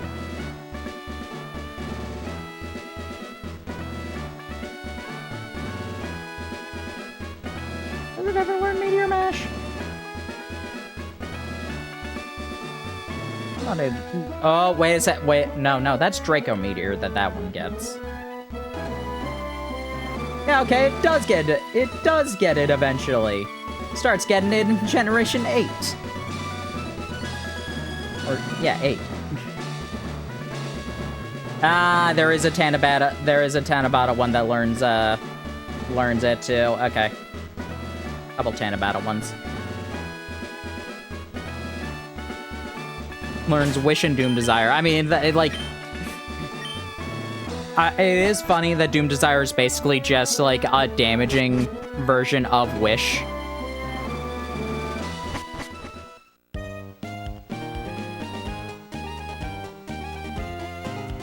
Doom Desire.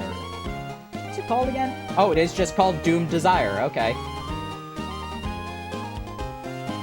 What is Wish called? Is that just called Wish?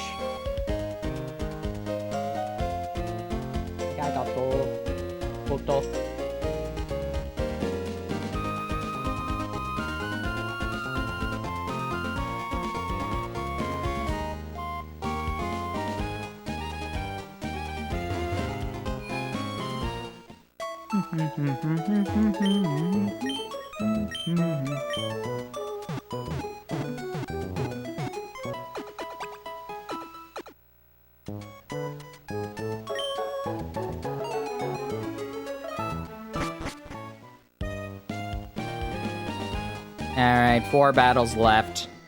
One of them is Norman. Alright, you know what, Natasha? I think you might be a bit too low level right now.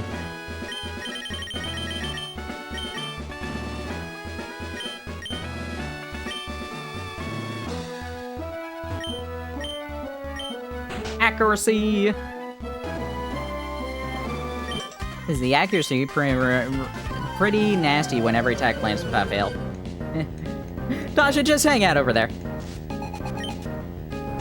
Natasha, hey, Dubishan. Should I use a bunch of double teams? That could be funny. Nice crit. Can I get another one?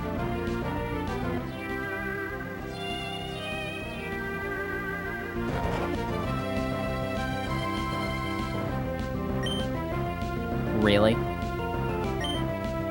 Really? That's the game you're gonna be playing? Aquila? Aquila? Come on! Come on, Aquila.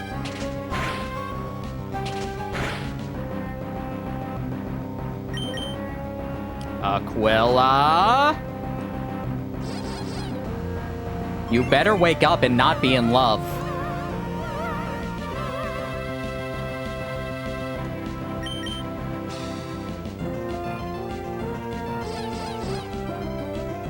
Good bird. Turn all zappy zappy. Yay. Yay! Mudsport, no. Do we have to deal with electric moves at all in this game anymore? I think about it. I think like one Phoebe's Bayonet knows Thunderbolt.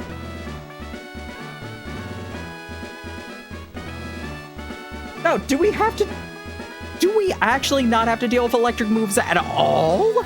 Maybe a couple random NPCs have like Manetrix? Your opponent restores HP. Do you have a Wigglytuff? I feel like you have a Wigglytuff for some reason. No, you do not. Here. The lightning toggle is still one of my favorite things that I did. That one was a lot of fun.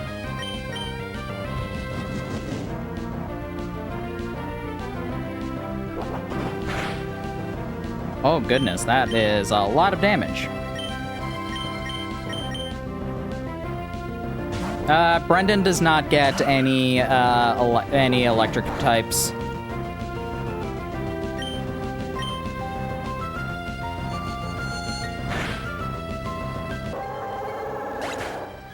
Yeah, nah, I'm not gonna play around.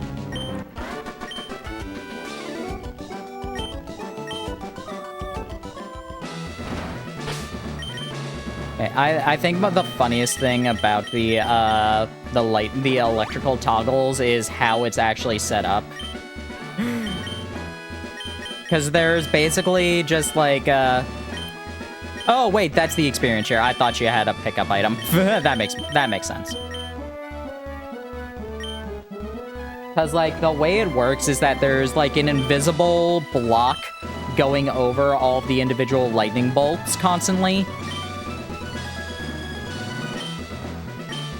Might have a random electric move. Nah, because I don't think Soul Rock or Lunatone can learn electric moves.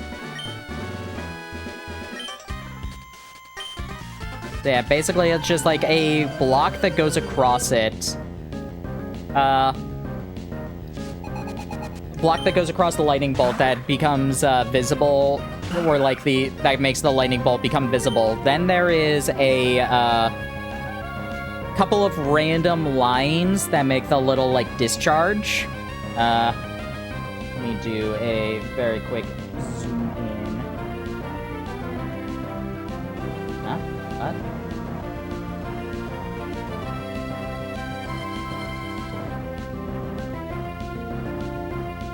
What? Why are you not working?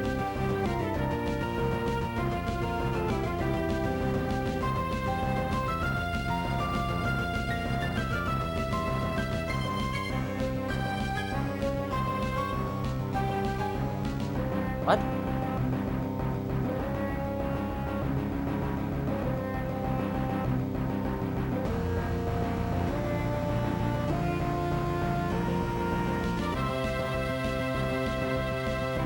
Okay, you're working.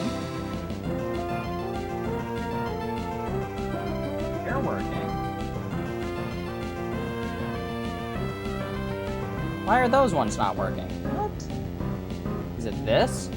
Oh, it's the wrong alt. Okay, that's why. But yeah, like, if you look closely at the lightning, you can see there is a, Oh goodness, why am I lagging right now? There we go. You can see that there's, like, a little, what I call discharge. There's, like, a couple of, white and black lines that just go across. It's very subtle, but, like, those are just, like, random, random lines that I scattered about. Zoom was too powerful, apparently. That one I only did for the eyes ones because, oh my god, it would be way too much for the ones on the cloud collar.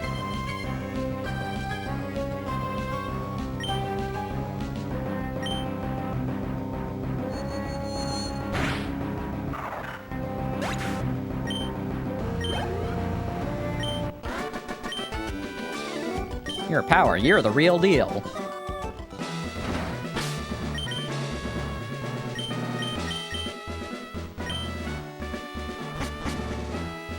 Also, stop being zappy. I am a little bit sad that the, that you can't have transparency on GIFs. And sometimes electricity? Okay. Here, there are two questions I'm going to ask you so that you can, for this. Where does lightning usually come from? You probably won't need the second, question, but... Where is lightning typically made?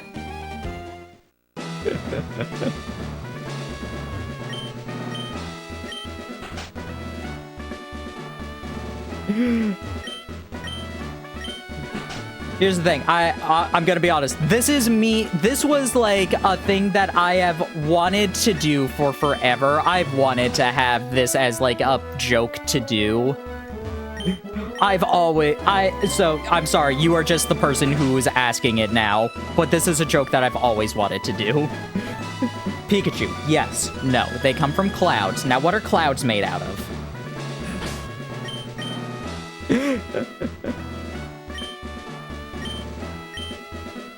So you did get 4 gym badges. Fine. As I promised, we will have a Pokemon battle. Stella, I'm happy that I can have a real battle with my own child.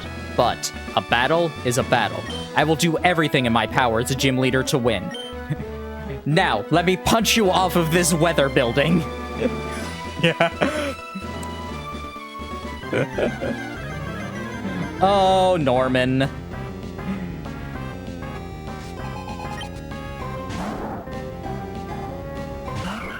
Alrighty. Let's make a wish to start.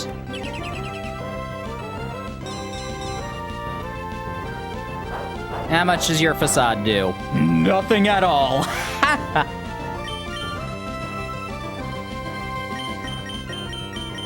Alrighty.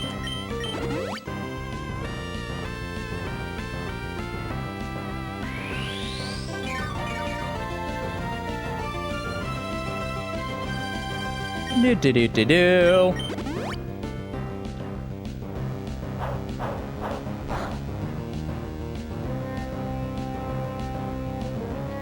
I was planning on you not getting gym badges. You're telling me you did?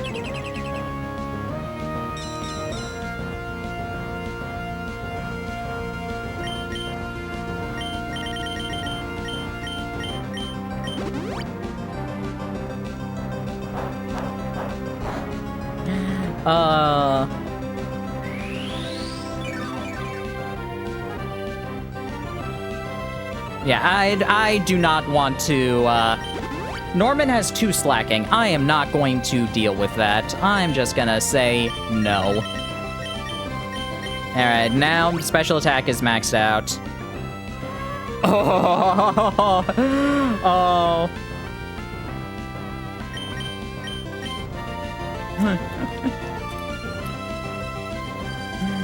Oh, that's hilarious. Ah, well. Goodbye.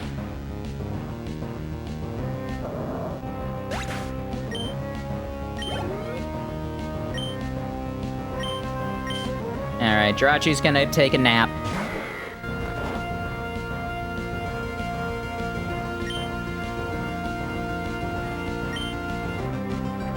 Alright, how much can you do?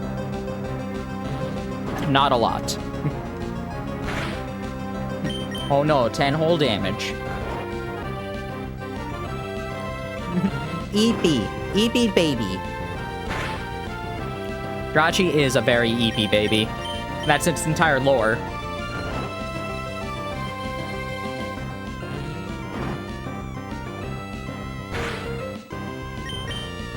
Come on, wake up.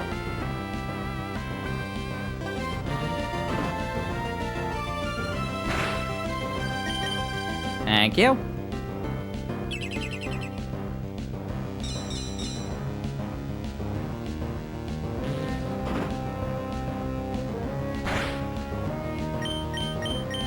Alright, Vigoroth is gone.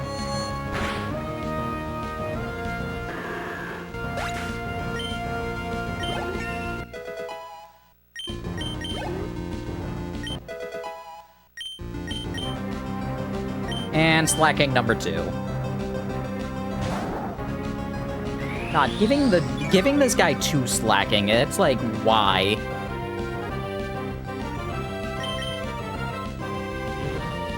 Hey, it's one thing to give him a slacking in the first place. Giving him 2? Oh, wow, well done. Alright, let's just go for confusion. If we gotten a special defense drop, then I would have just spammed Psychic, but... use Protect or something? I mean, yeah, but there's not too many things that can learn Protect naturally. Like, there's Dustox, there's, like, it's Dustox and Volbeat. Like, Lairon doesn't get it until, like, in the 40s. I lost to Stella, but rules are rules. Here, take this.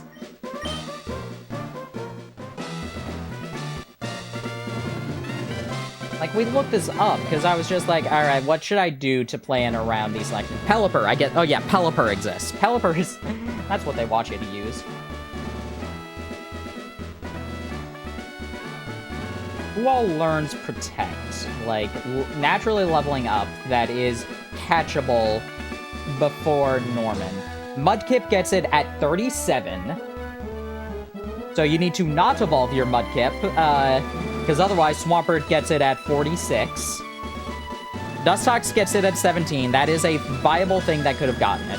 Pelipper gets it at 25. That is another viable thing to have gotten it. Aron gets it at 34. Volbeat gets it at 29. Torkoal gets it at 27. Anorith gets it at 31. And everything else that can learn Protect naturally, you cannot get before beating Norman, because it's Snorunt, Shelgon, and Corphish. And Latios, apparently.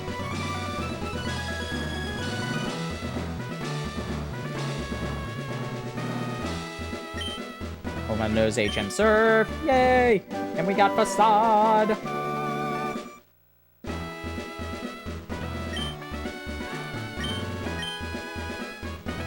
As a gym leader, I can't express how upset I am, but as a father, it makes me both happy and a little sad. It's odd. Oh yes, Wally's parents came calling earlier. They said they had something they wanted to give to you, Stella. Yay! Gotta bring a pelican to fight a monkey.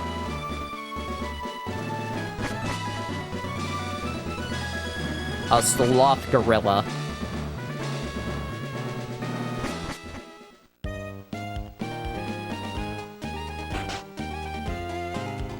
Hello. Has become very healthy. We owe it all to you. When Wally left town, you helped him catch a Pokemon thing that made Wally really happy. Donkey Kong! Yeah. This isn't a bribe or anything. DK. Donkey Kong. DK. And Donkey Kong is here.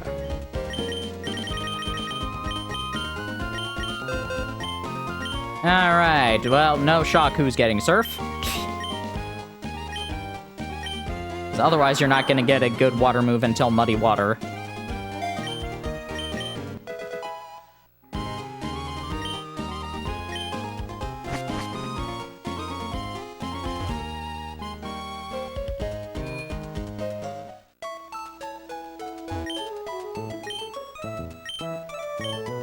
Bum bum bum bum bum bum bum ba da dum. Okay, so I know that Corphish can be found here. I know that Goldeen is one of the other things that can be found here, but this is the only place for Corphish. And Surskit, the only place remaining left for Surskit for me. Do I want Surskit? Not particularly. I would love to use a Masquerain if this were, Omega Ruby. Syrup's triumphant return. But no, not this time.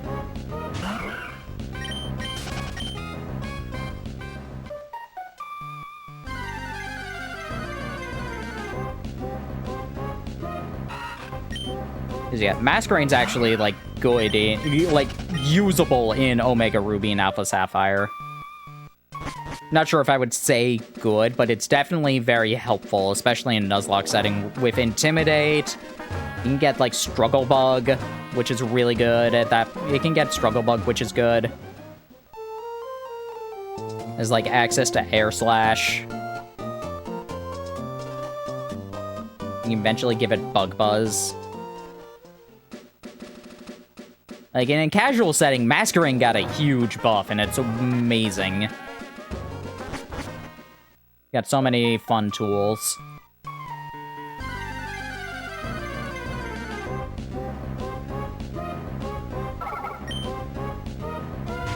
Yeah, Bug has only gotten better as, like, the years have gone on, because, like, Gen 4 is when it actually started to become decent, because, like, we got Bug Buzz, we got, X-Scissor.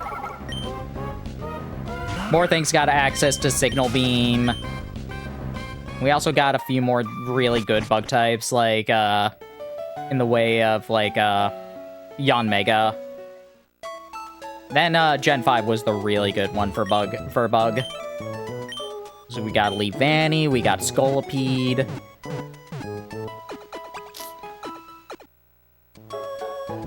We got Crustle.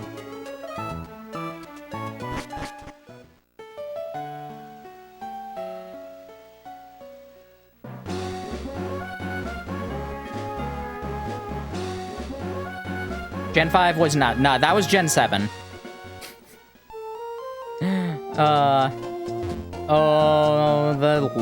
The Leech Life buff. Grown flowers have magical power. It cleanses the body and soul. The Leech Life buff was the funniest thing because they replaced Leech Life as they replaced Dig as TM28 with Leech Life. And Dig has been TM28 for forever. So every single person who was playing Sun and Moon, and including myself, and who had done, like, recordings or playthroughs of it, every single one of them, when they got to that point, they're just like, TM28, Leech Life? They got rid of Dig for Leech Life? come on, really? What is that? And then they go and check it. Just like, whoa, 80 power? Oh, wow, that is good.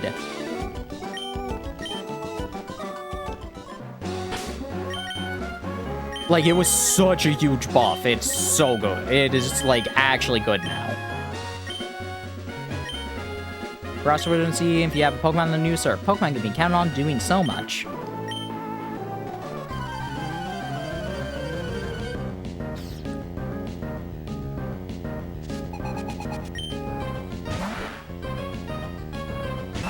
Hi, Wade.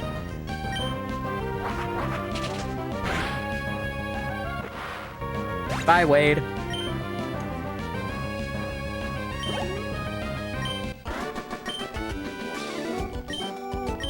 I was beaten in heart? Yes. Oh, wait a second. Yeah, remember what I said about no more electric types? Here's a person with electric types, I'm pretty sure. Magnemite.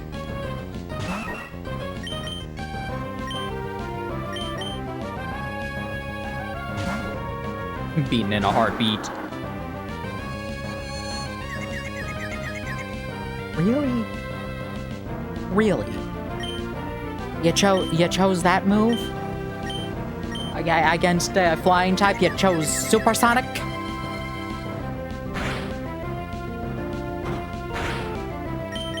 I'm doing more damage to myself than it's doing to me. That's hilarious. Fire in the mud.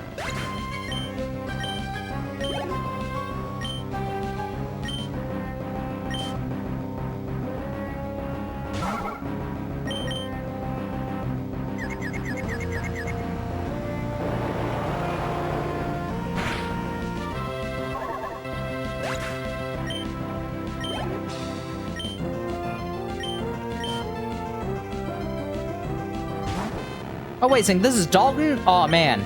Check this out.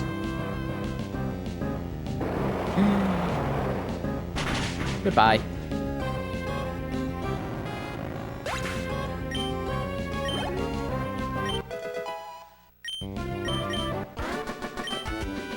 La la la la la. Alrighty.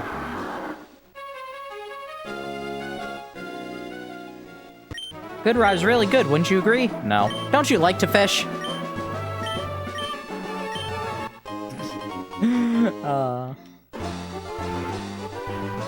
I'm pretty sure the only thing we can get in the water here is Carvana, so, rather not.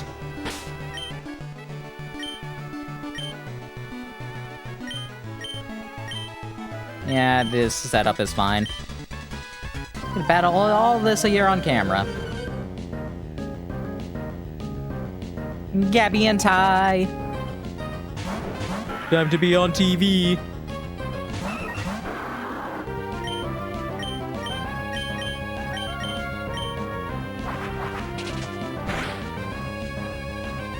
Alright, goodbye, Magnemite.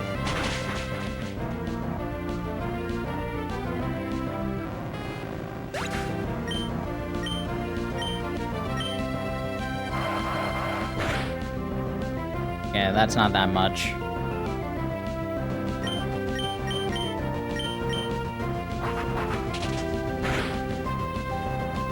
Eligible to be caught. I know Wingull. Yeah, but we already have a Wingull.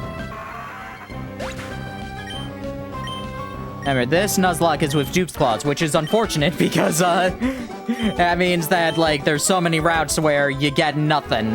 Jirachi, do you remember that? The quote you gave us, Battle Clincher. Sure. Developer 2, but we have a Wingull. We have a Wingull. Feelings. Is Feelings one of them? No, Feeling is not it. But I'm feeling giddy. Just name it from the top of my head. Like, we have, like, Carvana is the only water Pokemon that we can get on this route that we have not gotten yet, but we can also get Carvana so many other places. So, I'm going to get something in the grass over here. It's probably gonna be a mainnet trick.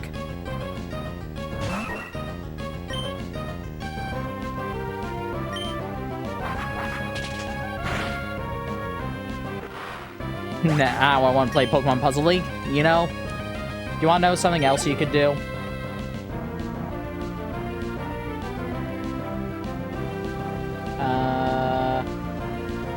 Where is it?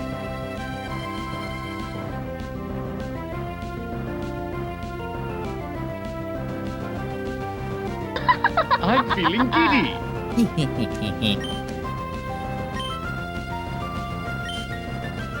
Remember, we have sound redeems in the points. You can always make stupid sounds. One of them is, I'm feeling giddy.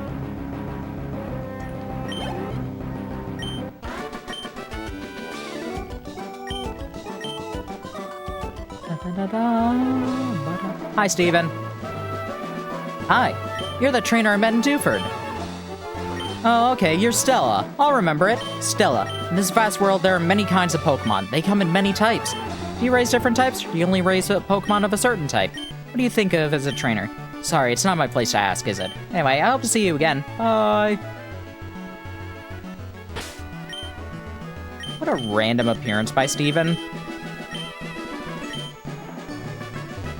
And Oraz, they're just like, he just shows up to give you a Mega Ring, and then you go catch and then a Latios or a Latios is like, hey, I want to hang out with you. Alright, Zigzagoon, we already got. We have like a 1% chance to get a Kecleon, but we're probably gonna get an Electrike or a Manectric. Oh, wow, 26? How much experience do you give me? Just a normal trainer.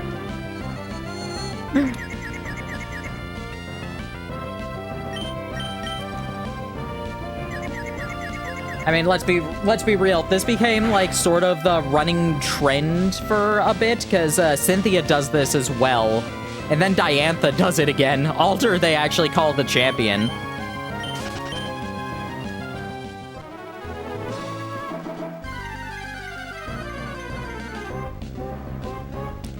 I got a Linoon. Oh, you're fast.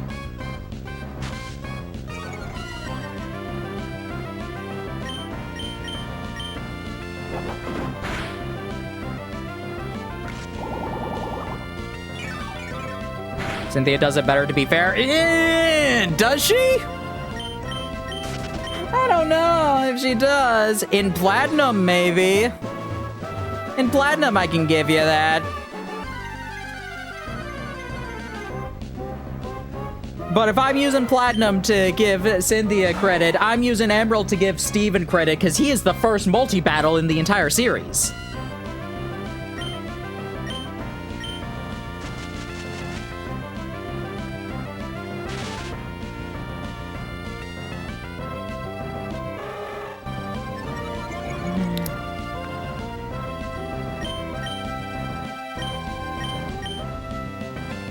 Alrighty.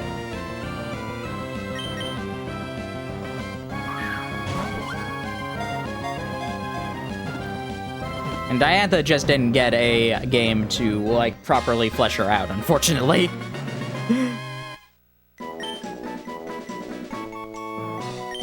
Spent too much time playing Gen 1. That is entirely fair. But not, like, Cynthia does nothing in Diamond and Pearl. Cynthia does nothing in Diamond and Pearl. She gives you the secret potion for the Psyduck. And then she shows up again afterwards anyway? I'm still gonna just call you Electra.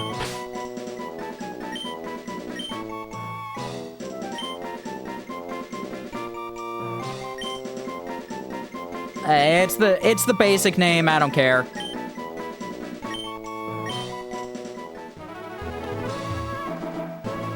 Like, does she... I forget. Does she even appear in, oh god, what even is that place called? Eterna in, In base Diamond and Pearl? She might. I don't remember for sure. Take flight, my bird Pokemon! Get out of there, cop!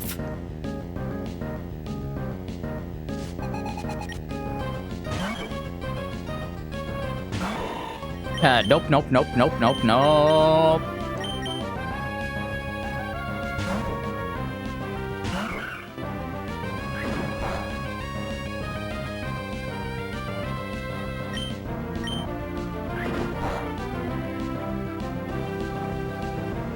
Send out my nuke.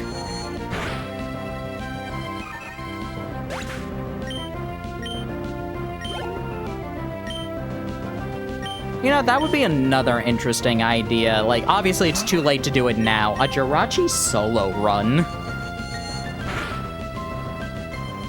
Because that'd be a little bit more... I could see that being a little bit more interesting, especially because you have to... With all the experience that you get, you're actually going to have to contend with going over the level limit for the gym badges.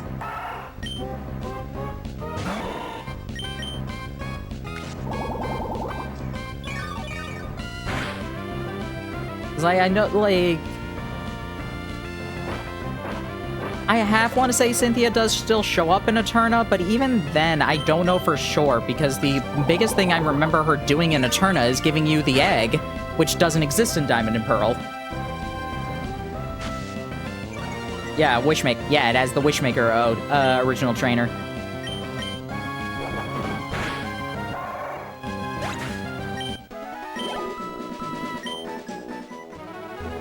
Oh, come on.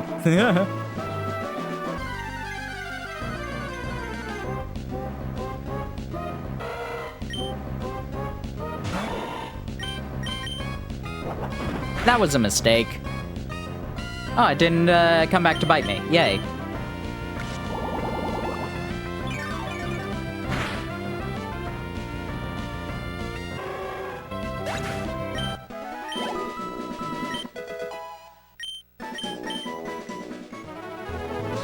Natasha, hey, hey, hey.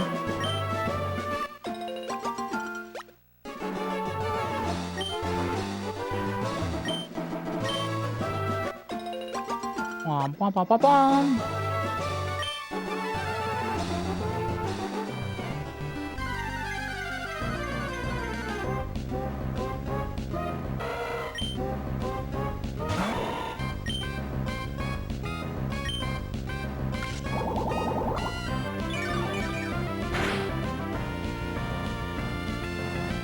Most recent time seeing what Cynthia does in Gen 4 was a Luca gets terrified but Cynthia for X minutes. I mean, yeah, because she played Black and White first.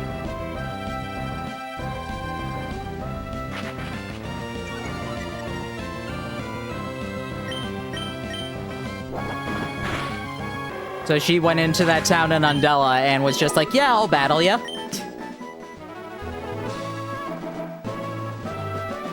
You're probably another bird trainer.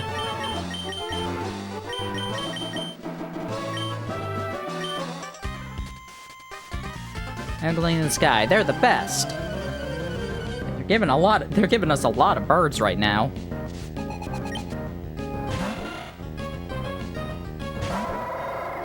Thankfully, you're a weak bird. Yay! Good job, Natasha. The day after Thanksgiving.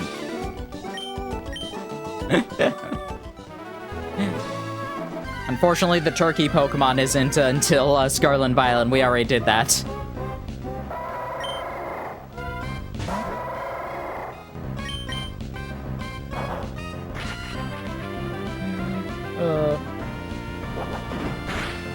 Even the bird food Pokemon is not in this game.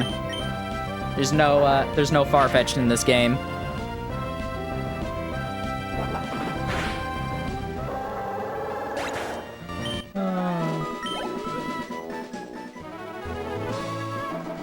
Alright, can we get anything on Route 123 yet?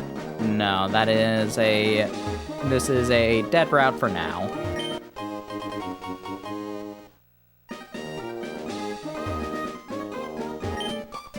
Hope you won't cry when they lose. I have no idea that was even a thing.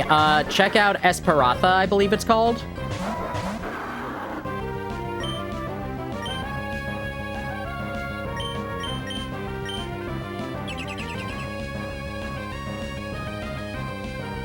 It's like a turkey ostrich.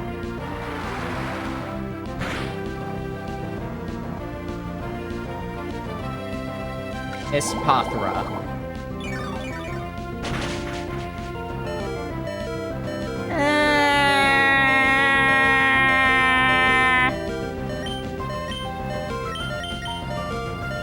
Come back.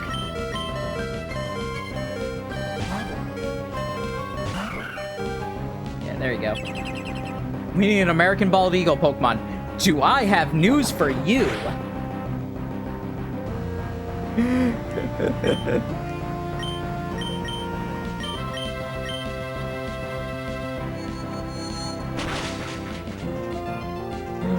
Oh, good old Braviary.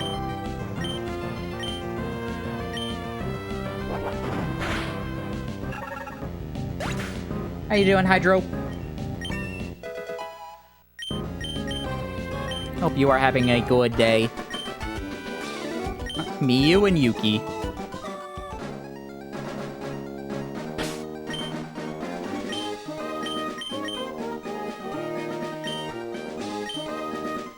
Larkin doing college work. Enjoy your college. Good times are filled with good aromas. Ba-da-bum.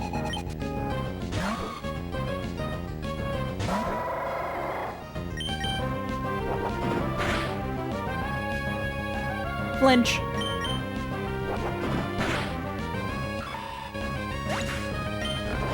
Oh no, Natasha's eepy.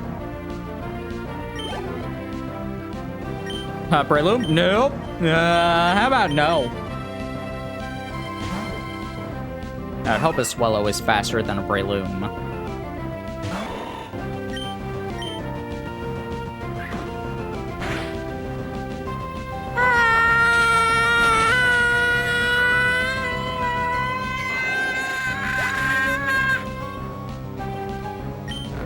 And I'm asleep again. Ah!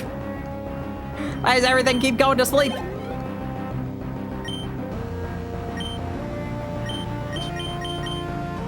Why?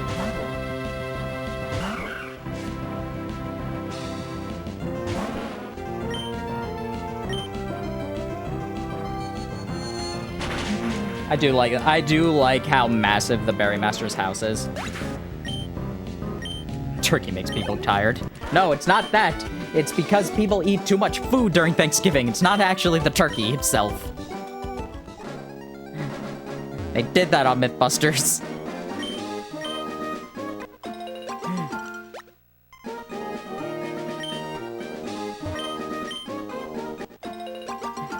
Does turkey have a chemical that can make you a little bit sleepy? Yes, but no, the actual thing was just like because people decide to stuff themselves on Thanksgiving for some ungodly reason.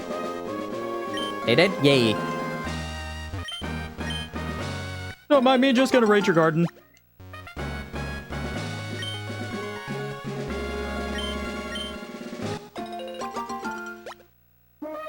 Unfortunately, these berries don't do anything, like,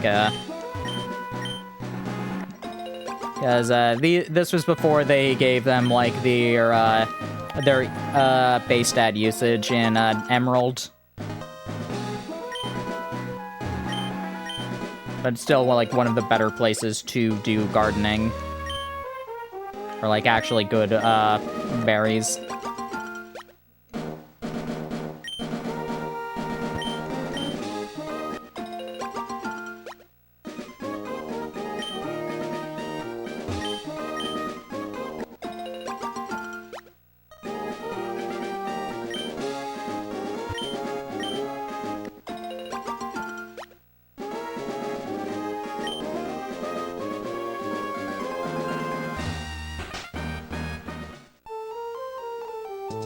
Alright, give me a berry. You're not you when you're hungry. Have a berry.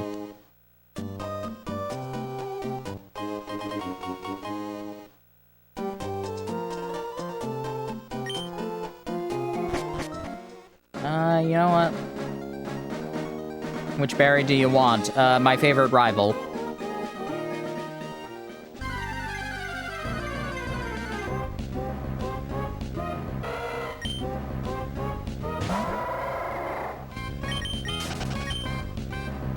Barry is such a good character, and I'm tired of pretending that he's not. Not that I ever did pretend that. I'm always very blatant with loving Barry. In the game, at the very least. Like, Pearl is fun. Pearl is fun at the very least. Barry in the anime was fine enough.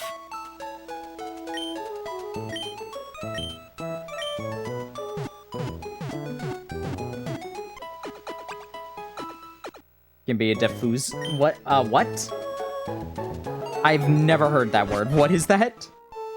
Diffuse?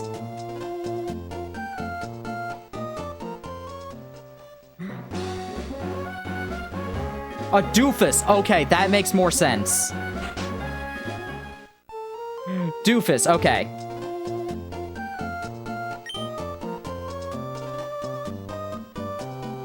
Ooh, wow.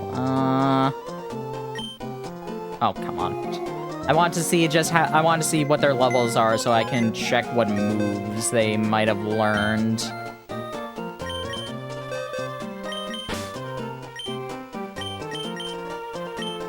Straight up kills the tree. Yeah, no, it's very funny.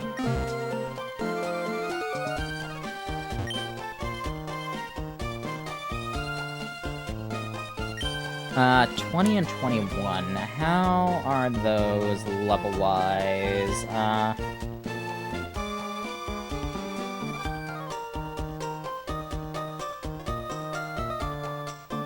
Normal Gen 3 learns that. 21. I would have learned Magnitude by now. Still a little bit away from learning... Still a little bit away from learning Focus Energy. Yeah, 31 is the level that I need to take it out, because otherwise it will forget Ember for Amnesia. And I do not want it to forget Ember for Amnesia.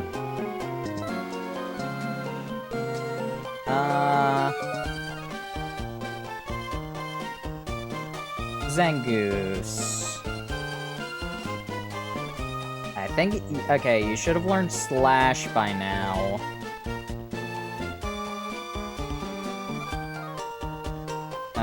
Five levels, you get Pursuit, then Crush Claw a little bit after that, 31. And that'll probably... 37 is when I need to get you out, because otherwise you'll lose Swords Dance if I did the, ordering correctly.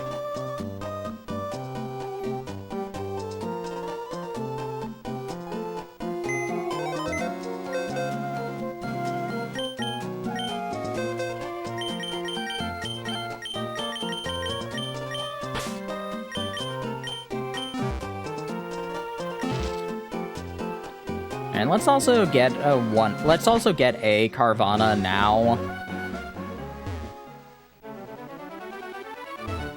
Just so that, like, we can do fishing, just so we can, like, get that out of the way. Get a Carvana and get our Whalmer now. Because we have so many places to get them, and I don't want to, like, mess up somewhere where we can actually get something else by not having a Carvana or a Whalmer.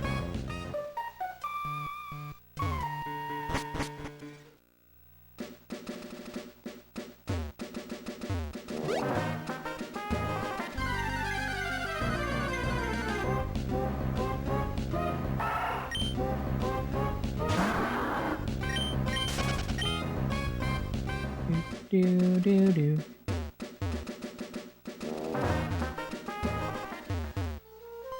Because we got our Rustboro encounter.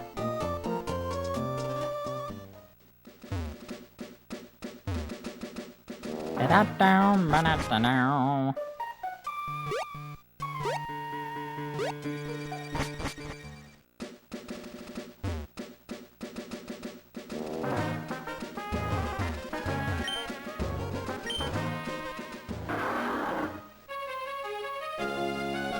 far as I'm aware, there is nothing here that I would, like, care to get. Like, otherwise. I can double check real quick.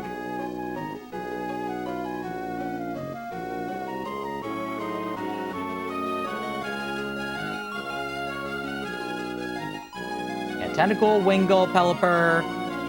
Oh, I can't even get Carvanha here. All I will get is Wailmer.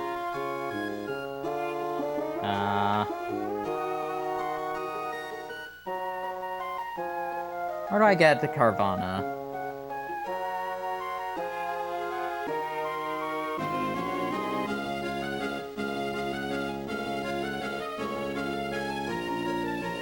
Wow, really? Carvanha's only in 2 places?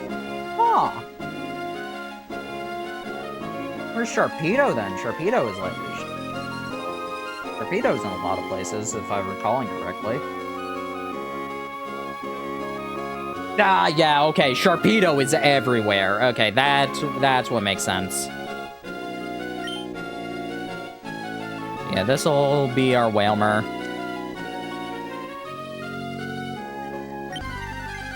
Whenever we get it. We already got a Carp.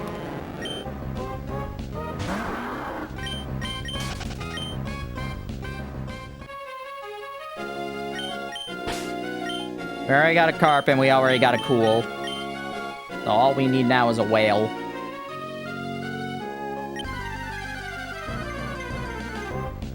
Time for an hour of just Carp.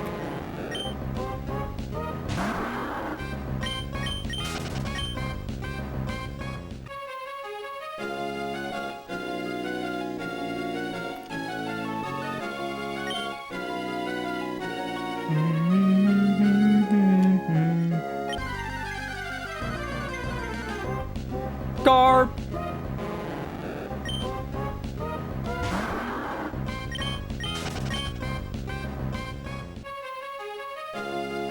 Ba-dum-bum, ba-dum, ba-da-da-da-da-da-dum, ba-dum-bum, ba-dum-bum.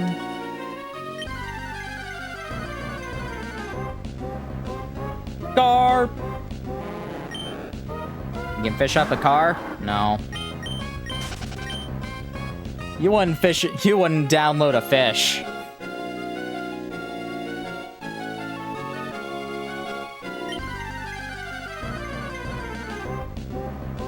Tentacle.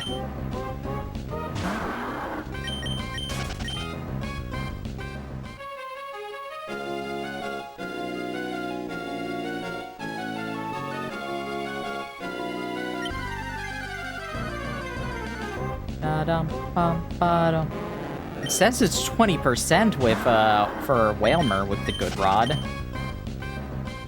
Fishing makes all video games better. Yee. Shame they got rid of it in later Pokemon games.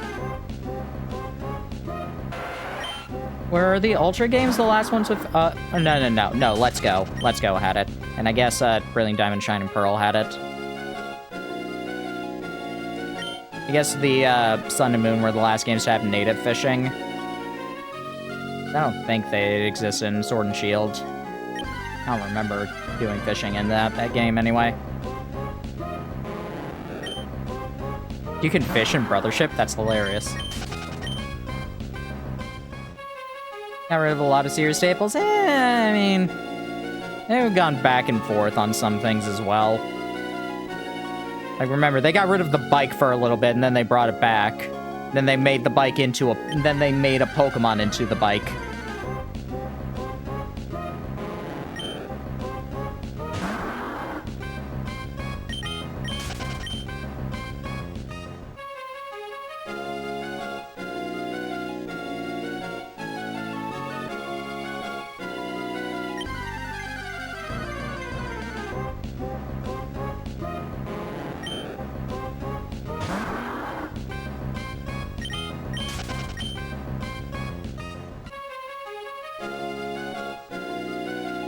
And I can understand, like, some of them, like, doing the full 3D is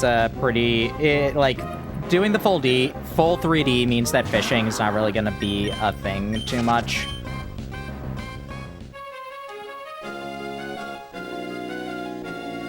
Like, they did it, with Sword and Shield, they had it so that, like, there were still patches of grass, even though you can also just find Pokemon wandering about.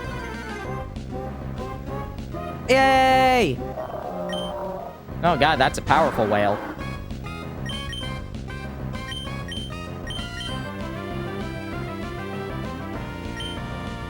Didn't think you would be that high level. Let's go for a mud shot.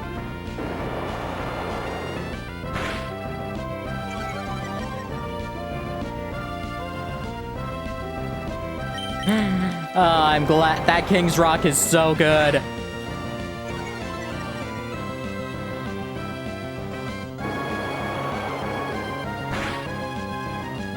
Yeah.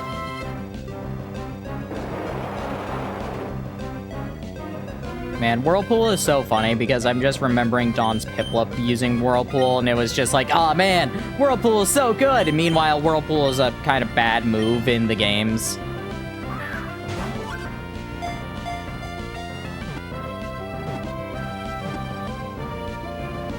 Yay! Alright, Whalmer I did give a name to in this list.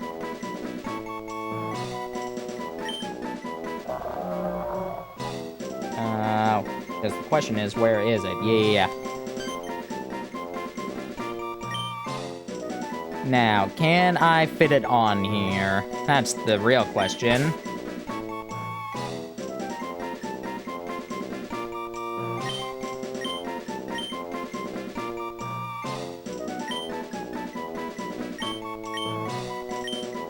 This is a star that means, like, mouth of a giant fish. Which, yes, I know it's a whale. I don't care. It was too perfect of a name. Full out, I'm just like, no. It means mouth of a giant fish. That's perfect.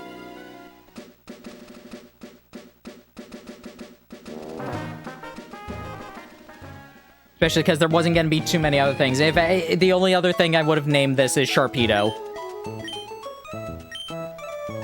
Because Kyogre doesn't exist in this game. Even that's still a dolphin.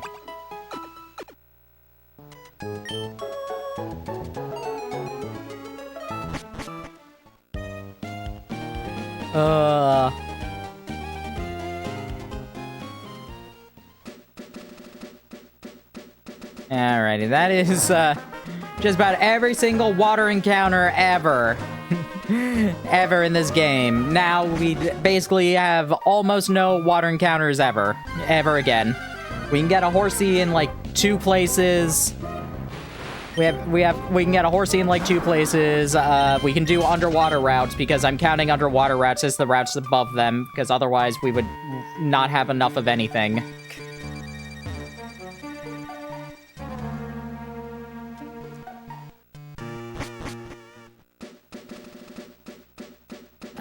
We can get Staryu in Lily Cove. And we get, Sharpedo whenever we get the Super Rod. We can get Corsola and Love Disc too, but, I mean, why would I want to use those?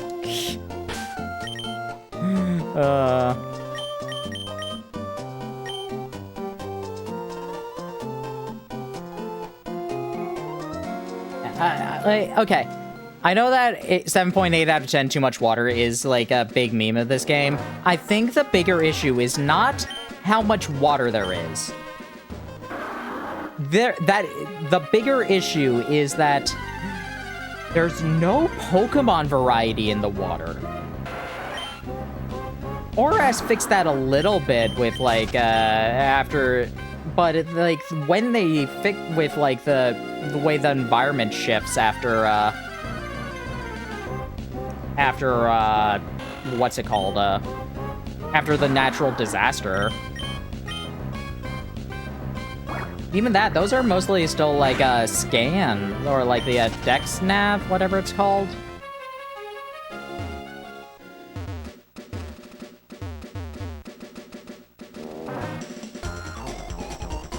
You seem rather capable. Let me keep you company. Ah, Expert Timothy. I don't trust that.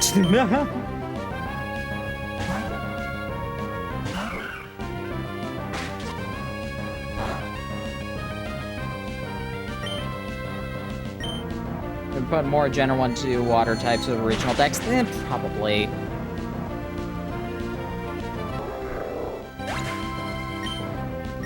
It's like, all it is Tentacool, Wingull, and Pelipper when you're surfing.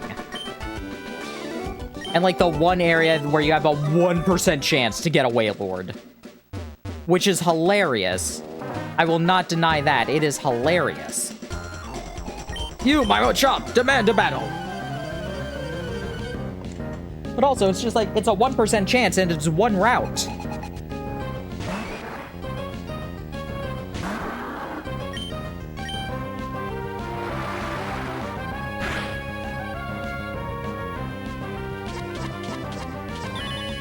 Whale!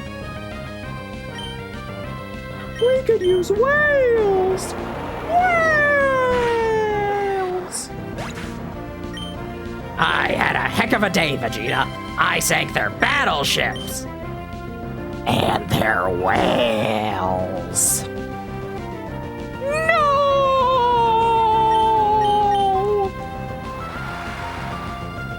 Is Shelter even outside shade?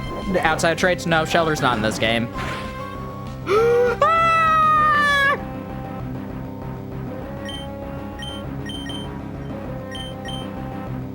Meb, get out there!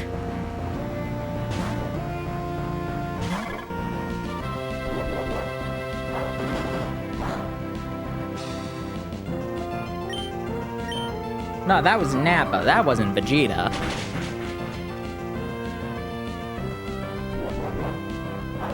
Get out there, Meb. Well, you still have some relevance.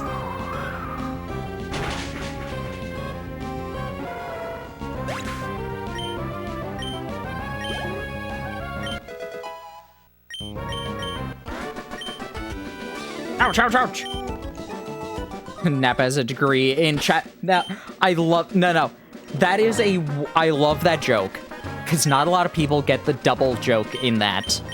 It's like, what could you possibly major in? Child psychology.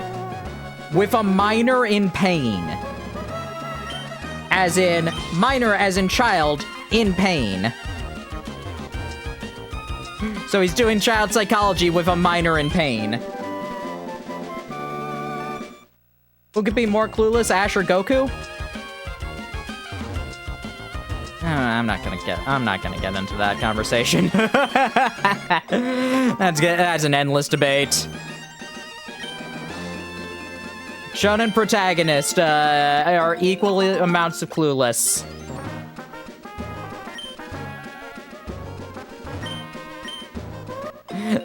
Nobody is going to agree on that answer.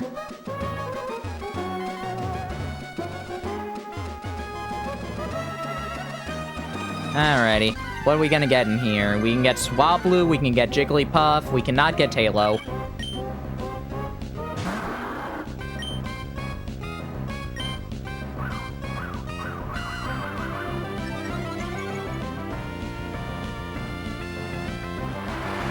Is your VTuber character's name Montaru? Yeah, no, this is just me. Like, if you've seen what I actually look like, this model is me with blue hair.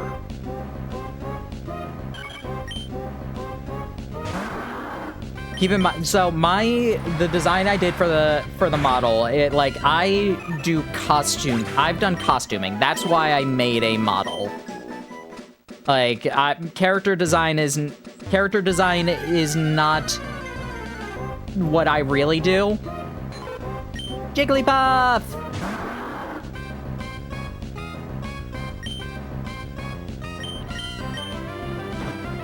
So, like, when making this, it's just like, okay, well, here's my, here is my expertise. It is making a costume, and that includes wigs. So I just made myself with, like, a outfit that I liked for this.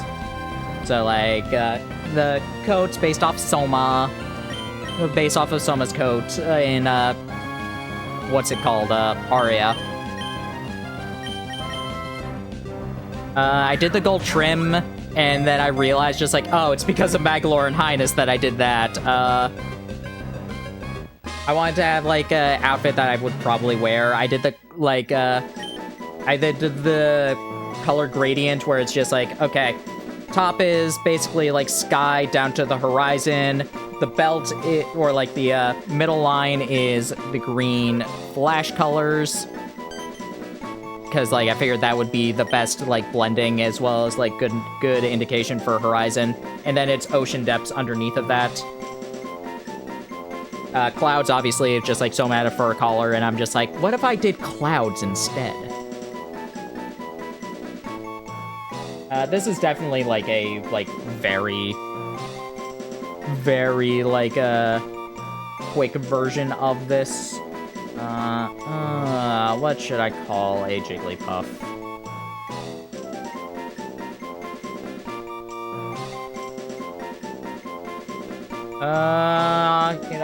You know, hold up. You are a constellation or a... Really? What?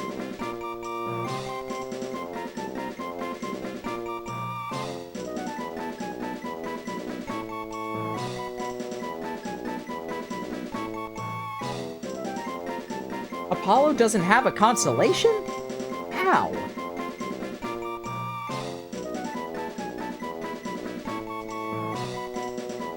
Yeah, alright, let's just call you oh, wait, Orpheus. Orpheus should have one, though.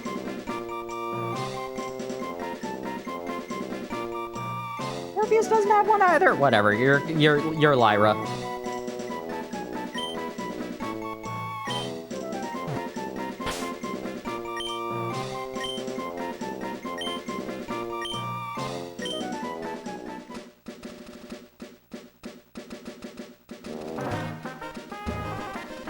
Ah!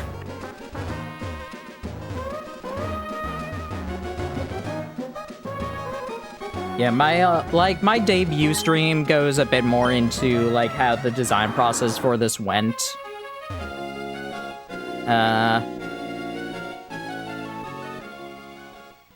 Like, if that, I don't know exactly where that is. Like, you can check the YouTube bot channel. Have a YouTube command? I don't remember if I made one. I did not, apparently. Alrighty. But a link should exist down below for it.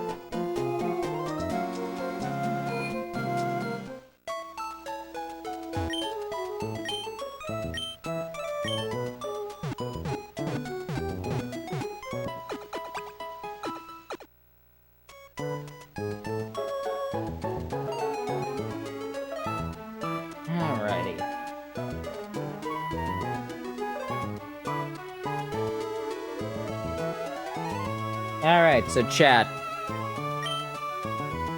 Which one do you think we should go for? There are 4 Pokemon on Route 119 that we can get. One of them is a 1% encounter. If we get it, I'm gonna be actually kind of livid. The avatar is different outfit, and none of them are that complex. Yeah, no, like, the way I did the outfit was just like, what are some character designs that I liked? And I always liked, and also, because it's me, what do I like to wear? T-shirt and shorts. Awesome. Easy enough. But I also like wearing, like, open button-ups. And I was just like, what if I did...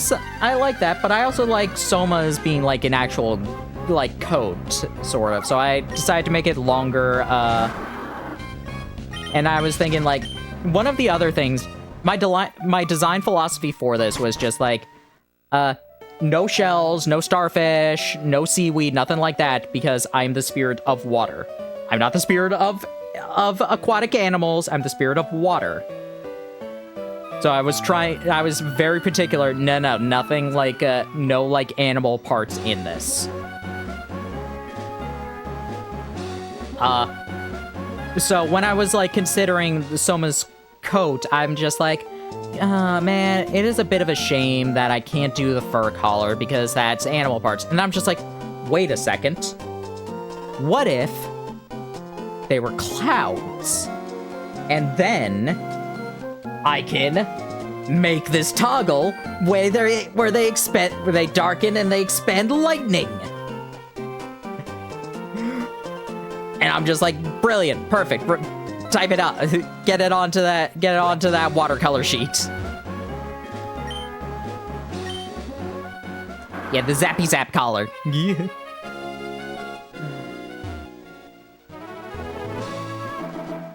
So that was like where that came from as inspiration wise. Shim's no go. Tall grass around here snares bike tires. No way you can cycle here.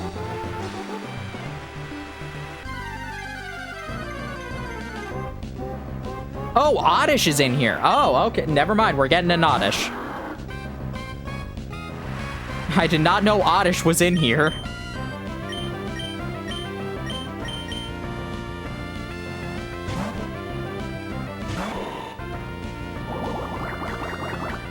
Ah! Okay, 20, even with a crit, it cannot beat me. Really? How oddish is that? Before we start, I should tell you a little bit about... I love that one comic. Before we start, I should probably tell you about my fetish. Is it odd? It's odd-ish. And then he shows up in a, like, oddish outfit. It's such a stupid comic, but I love it.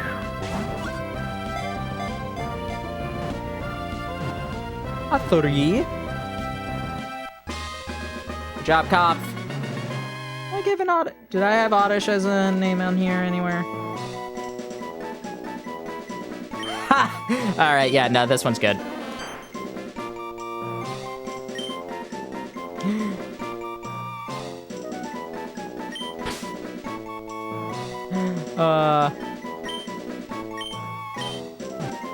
Spika. Spika. Stuck finger at clothing designs for quite a while.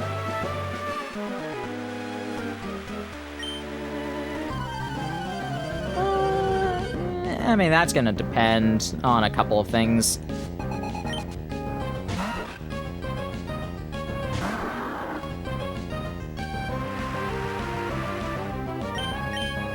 Like, for dragons, like, because of how they're generally depicted in media, you either want them to be monstrous or regal. You can't have you're gonna be struggling if you're giving yourself an average dragon.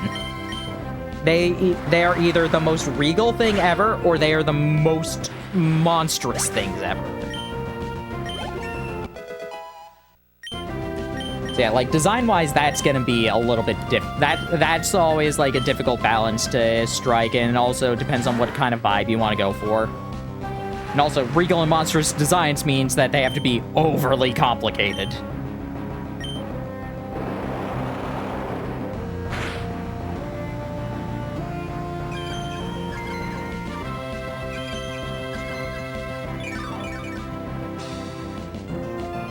Hey, you can sell casual outfits. Like, you can sell casual outfits with dragons. Zen has a bunch of casual outfits, for example.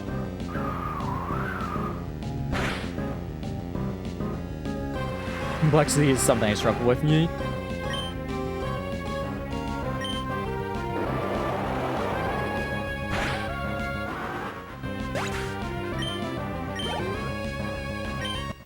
Yeah, it's gonna depend on what sort of vibes you want to go with, for this dragon. Like, for this dragon, are you trying to make her, like, monstrous, or what do you want?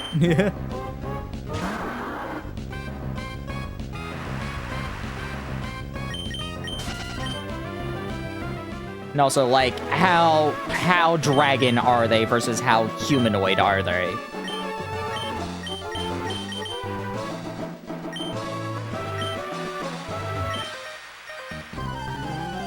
Is it a full-on dragon? Is it like is it a full-on dragon? Is it a, like, basically human with, like, scales and claws and maybe wings, or is it just like a human that occasionally has like slit eyeballs?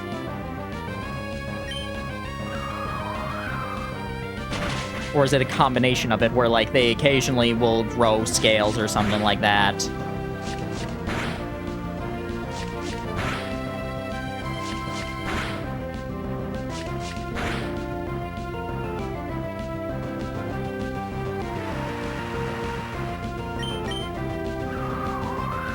The fun thing with dragons, though, is that you can have like tails swishing in the back,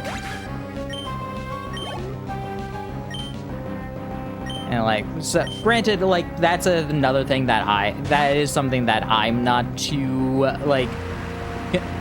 For me personally, my biggest pet peeve when it comes to streamers and watching other streamers, and it's a reason why I am very particular about how There's a reason that I'm very particular with how my VTuber model is set up like this. I do not like it when things cover up the game screen.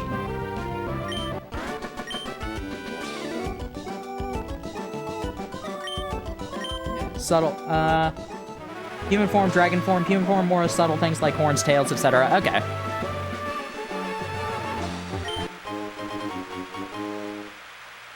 That is one reason why, like, sometimes, like, I can like a character's design when they have, like, big tails, but usually they're, like, swishing side to side, and that means more screen gets covered up. That's my pet peeve, though. I know not everybody cares about that. It is just something that is, for me, that's why I set up things the way I do on my streams. Because it would bother me watching it. And I'm fine. I will watch people who do it, and I will never tell them, like, how dare you cover parts of the screen up. Because, yeah, no. Like, why would you... No, don't... Unless they are specifically asking for advice for layouts, no, do not do that. You're being an asshole.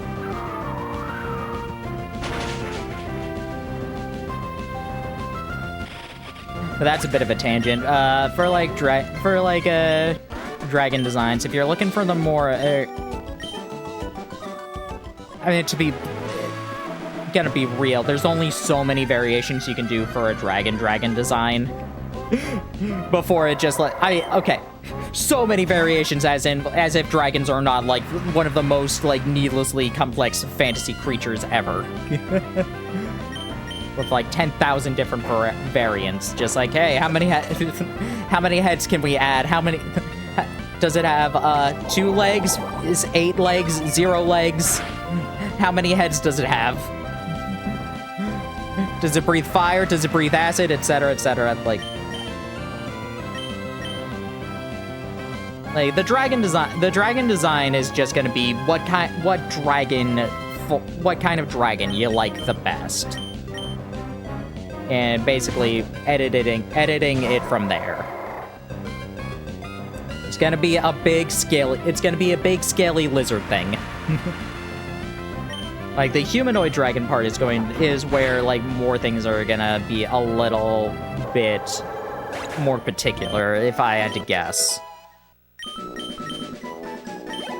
And it is gonna depend a little bit more on what kind of vibe you want. If you're saying just like the horns and the horns and tail, that can tend to go a little bit more monstrous designs. So you can have like the outfit maybe like torn and tattered a little bit. If you want to play risque, you can have them no clothes, but also just no bits, just scales.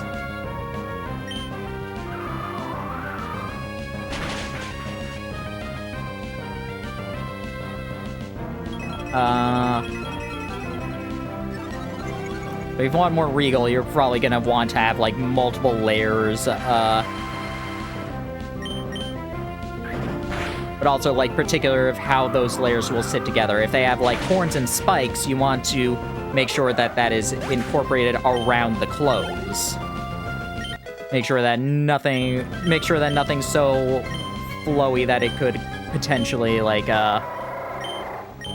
get caught on those. Or maybe you do want them caught on that. That's another thing as well. Like you could have ribbons like coming off of them as well. Like, the ribbons can be a sort of thing, sort of like whiskers on, like, more Eastern dragons.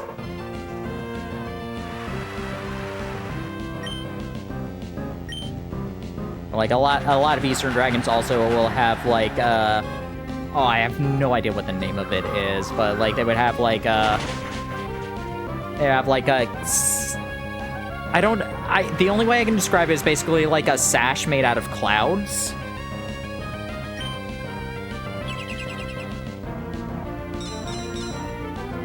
Like, the ones that typically, like, go overhead.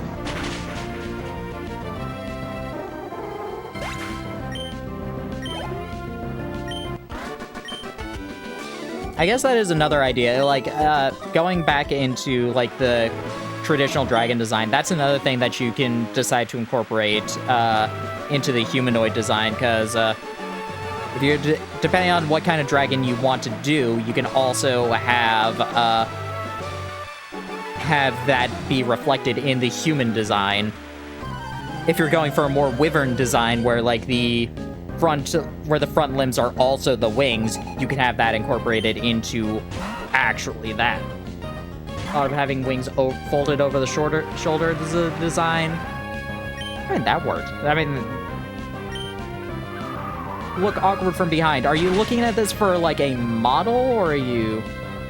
I mean, this is Hydro you're talking. If you're talking about that, like, it would work. It would look fine usually.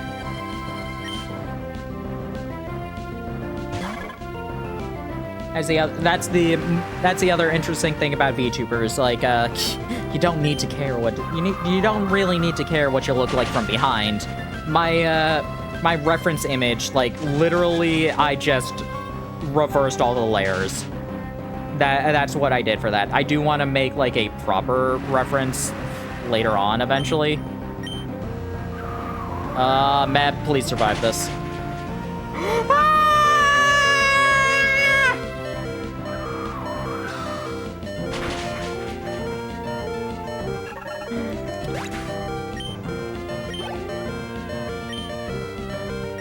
Nope, I know it's a Silcoon, but Mab, you did well. You are not going after that. Cut that way too close. That was a crit, so yeah.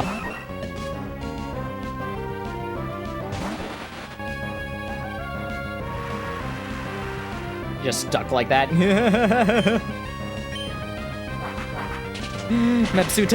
Mepsuta sticking around for another day.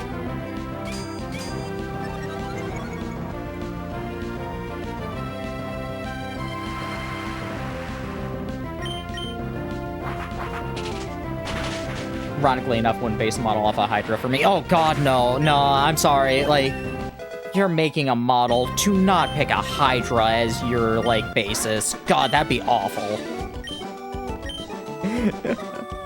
Have it in your lore, sure, but do not base the model off of a Hydra. That would be horrendous to make. Oh wait, Meb's in front! Meb's in front!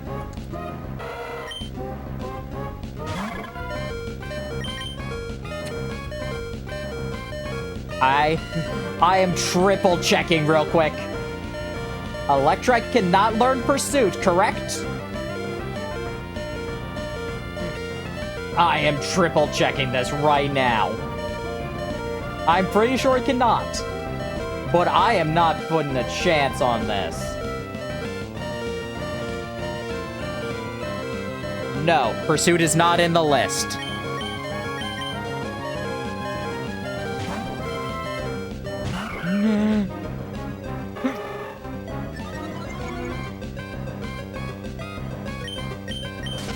Or dragons in general. Yeah.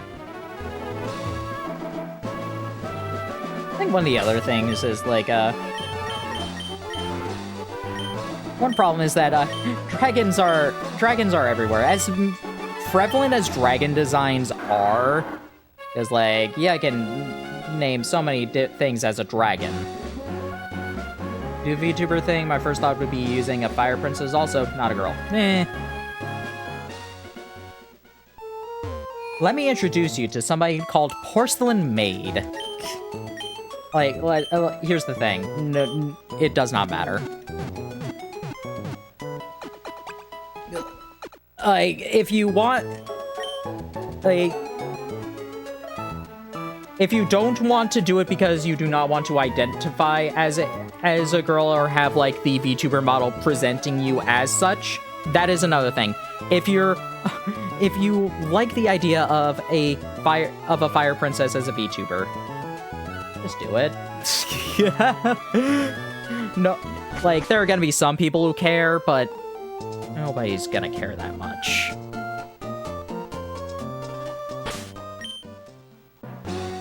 Anybody who does care, screw them. But of course, if you don't want to do it because you're just like, nah, like, even if you like your Fire Princess character, you still don't want that to represent you, that's perfectly fair as well.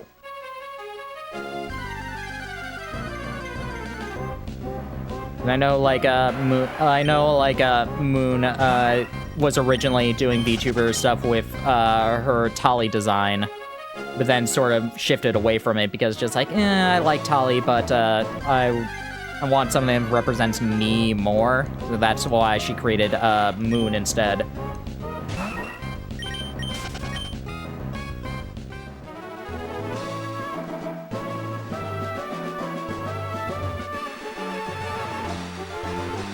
Her user is my avatar. If you use her as your avatar and you like the design and you want to do a VTuber with it, go for it. If you still want to do one that fits you better, you can always do it again. You can always make a new model. Don't pay for... If you want to use your Fire Princess, but you think you want to eventually change up later, do not pay for a high-end model with your Fire Princess. Do not do that. But you can start as a PNG. No, nobody's gonna care. Do not... Or you can just do what I do and rig your own thing.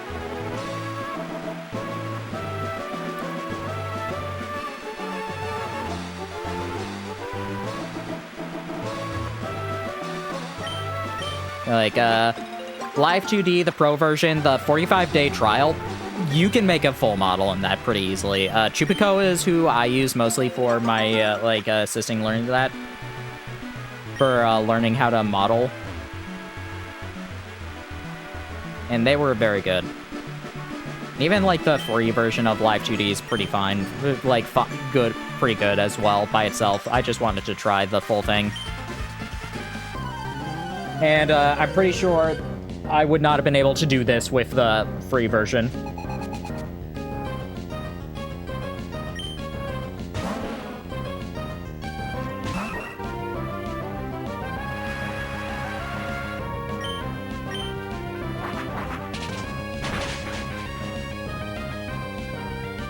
Hey, I'm pretty sure there are also I know a couple of other people who have, like, I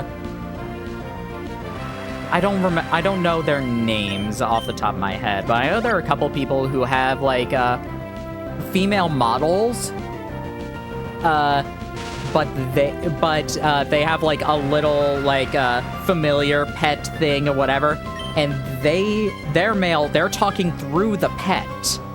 And the female model uses text-to-speech. Sort of like how, usually it's like, oh, the mascot uses text-to-speech. No, it's the other way around.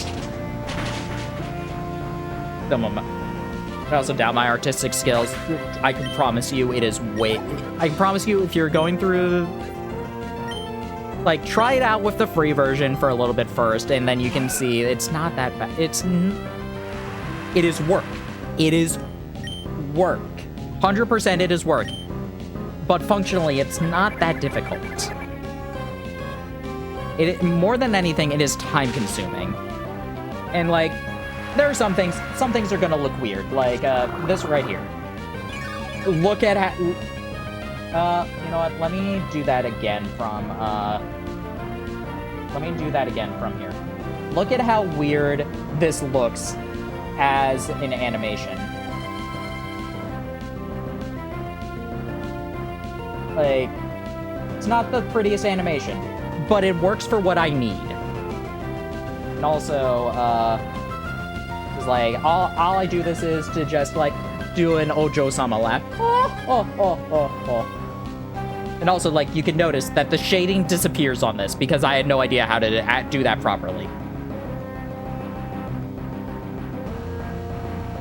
And things are gonna look weird. It's gonna be, like, it's probably gonna be your first model. Who cares?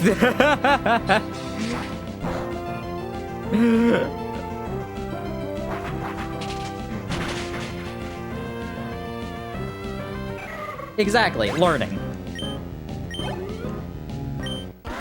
There's something called the 80% mentality. What it is that you put in as much effort as you can to get something to what you would consider an 80% grade. And then you move on to the next thing. You can put it out into the world, get some feedback, or you can just, like, leave it alone after that entirely. Either way, once you get a project or a thing to what you consider an 80%, and please be honest with yourself, do not give yourself, like, your, do not try and be like, no, this isn't 80%, this is 50%. No, give yourself your honest grade. Give yourself the honest grade, not the perfectionist in you trying to be like, no, this isn't even 80%. And then move on, because you will, agonizing over that last 20% will make you waste so much time and so much opportunities that you could learn just by starting a new thing from scratch, or getting the feedback from putting it out into the world.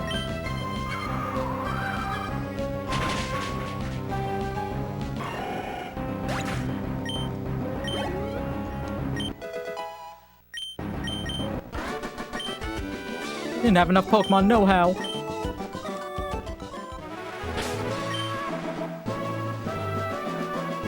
I'm not gonna say, like, motivation is never, like, something that is never gonna be a problem. And like, time...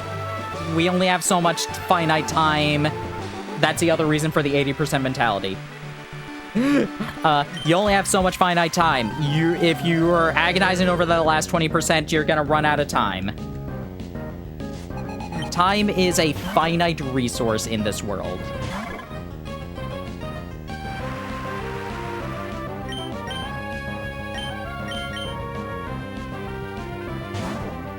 So it really is just like, you need to, if you're doing a project, you need to give yourself the honest criticism, not your perfectionist criticism.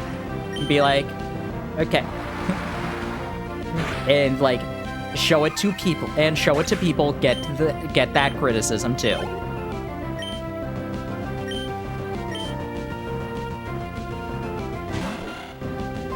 Because that is also just as important.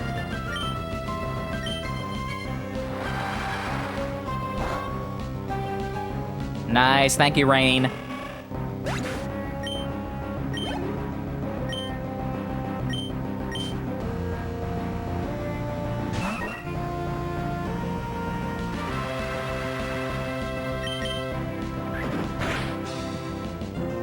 And goodbye.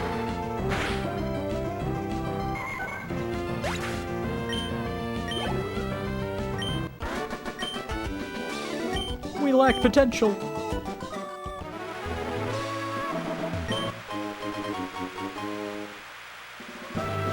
Yes, you will learn more about a thing by just doing it and then moving on to the next thing, then getting something that is good and then moving on to the next thing, than you will agonizing on getting something perfect.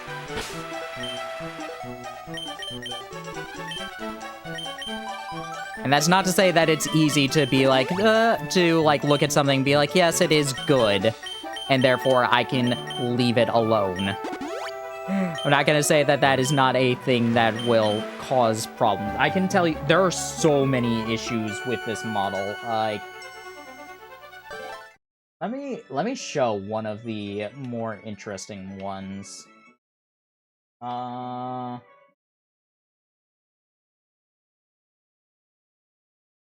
Let me see where I can find this again.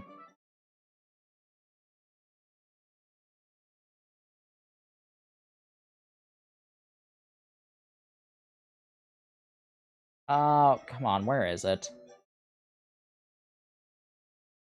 I know on the right side, there is a part where one of the discharges just stays, like, for a while. I'm trying to find where exactly that is. Oh, yeah, there it is. Okay. So just look at it. You can see a little bit of blue just, like, hanging right now. Right on the left side of my face.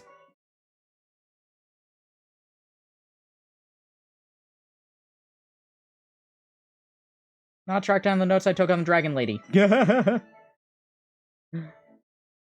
Yeah, there are multiple errors in this, and it's just like, oh, I noticed them now, so I will fix them later on. If ever I make a new model. Which I do want to do at some point. I do want to get better at this, but that guy holds untold promise. But I'm also, like, practicing just drawing things in general right now, and that's just so, like, I haven't gotten around to doing figures again. I'm just doing other things to start. I'll get back into figures, which will be back into this too. It is a nice model. Thank you. I appreciate it. I mean, here's the other thing. Here's another part about what I was saying for like the 80% mentality. This is the fourth iteration, the fourth drawing of this model, of this design. The second one on that was made digitally. The first one was a pencil sketch. Because, like I said, I came from I did costuming in college. So my methodology was for doing designs. It was drawing it, doing a 7-heads drawing, then transferring over to do watercolor, and that is how it will go. So I did that. Then I made a side drawing of this, and it was not a bad drawing. Like, I was doing it on and off for a while, and it was not a bad drawing. But I'm just like but as I'm going through it, I'm just like, there's some issues that I have with how I'm doing it. I didn't like how I was doing the face. The posing was a little bit boring. I didn't like how the colors were going. The gold trim, that didn't come until this. The gold trim on the clothes, that did not come until this version of the drawing. The original one did not have that. Same with the green divider between the horizons. It was originally just like a flat out swap in color. I'm just like, I don't like that. I want something to break that image up a bit.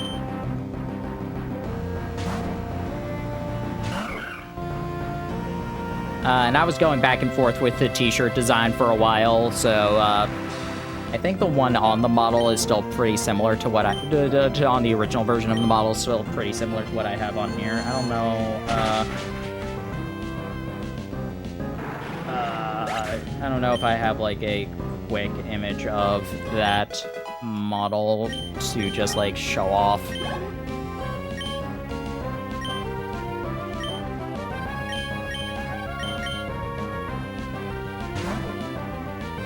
The hair was very different as well.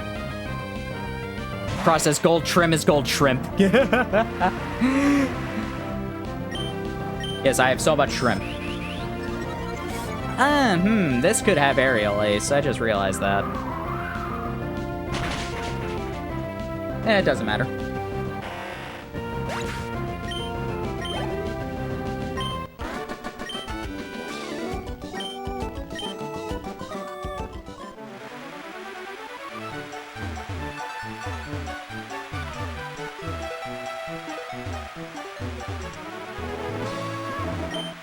Got an elixir.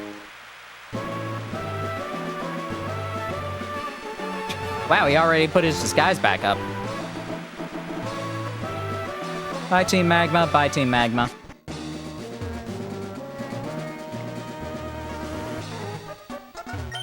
Alright, let's take a nap.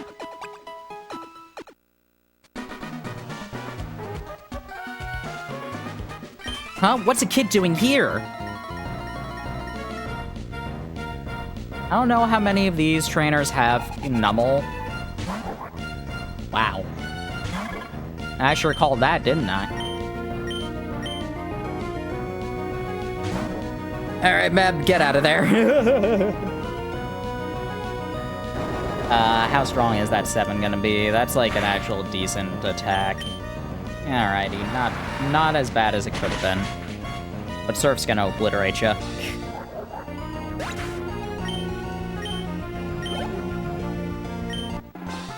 The main character is a VTuber model. Redhead's just my avatar and oldest character.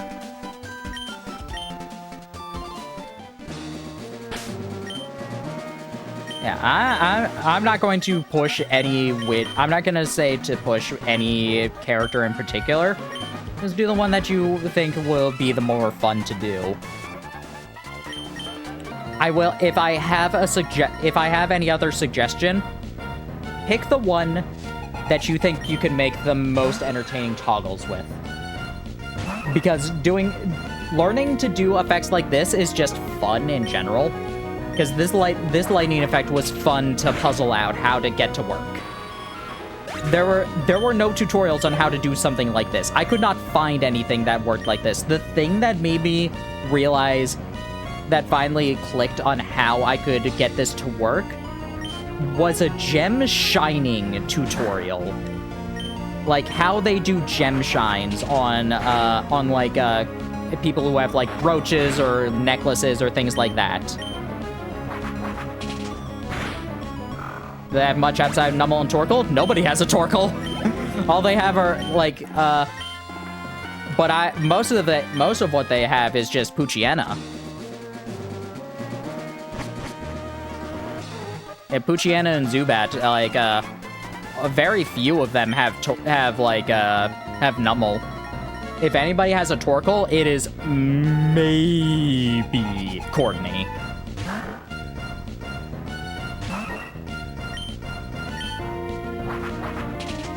Yes, my recommendation if you're making a model and you're just, like, struggling to choose which of your characters to do it with, do the one that you think could be the more entertaining toggles to do.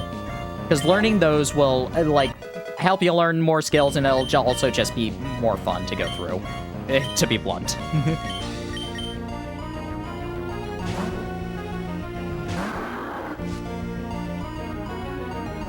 It'd be a similar particle effect. So, like how I described it, it is basically... Okay, there is a 100% transparent box that passes over where the lightning bolt is. And that makes it visible because it is a mask for the lightning bolt. If you've ever done, like, clipping groups on drawings, imagine that, but it is movable. And the thing that is the clipping mask is completely invisible. This took a while to wrap my head around because Psy does not allow things that are invisible to work as clipping groups. So it took a while for me to really process how that would work and why I didn't realize that that was a thing possible. All right, sure, cop, get out there.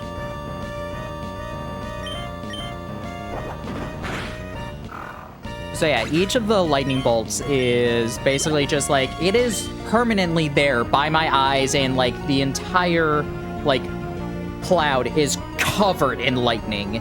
If everything was like positioned how it if everything was set up with like full opacity. But it is an invisible like green bar that just travels over my eye as basically just a Microsoft PowerPoint slide animation. If you check out my debut, I go into how this works. You can see how it looks with that green bar, like, fully opaque. And you can see how funny it would be if every single one of those bars were completely opaque over my face, doing that lightning animation.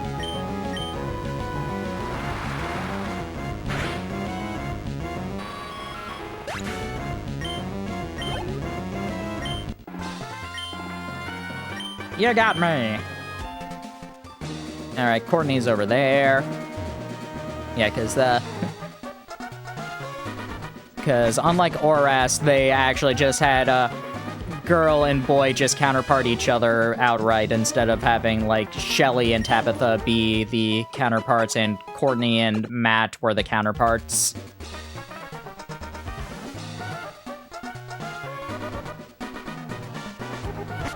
And it's funny, this is the first time we'll actually see Courtney's sprite, because Courtney doesn't battle us at all in Emerald. You're gonna meddle in Team Magma's affairs. You're either absolutely fearless, simply ignorant, or both. You're so cute, you're disgusting. I'll put you down, kitty. The exact same dialogue Shelly had. Is that how that worked? Yeah. Alright, magnitude. You don't have magnitude, so I'm fine. Or you can't use magnitude, so I'm just gonna keep this. At worst, you burn me, and then I get guts.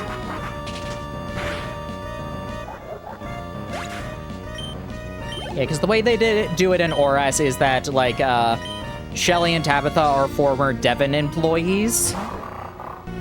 So they're the science heads of their divisions, of their teams. Whereas Matt and Courtney are basically just the muscle. How about no?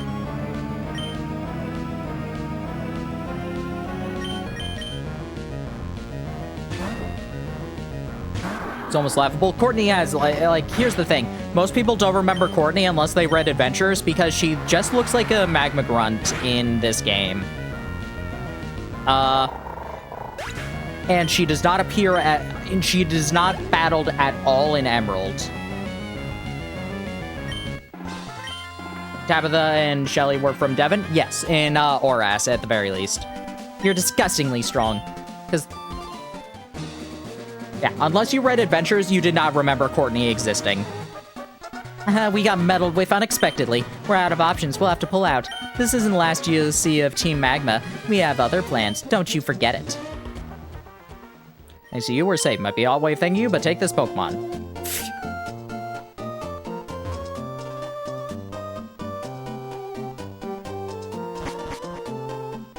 Yay.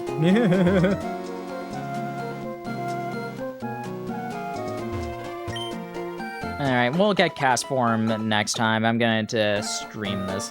Oh, you can't. Okay, never mind. I'm gonna say we save. And we end off for today. Thanks everyone for coming. Hope you all enjoyed the stream. Hope you enjoyed the character design talking and like inspiration for creating.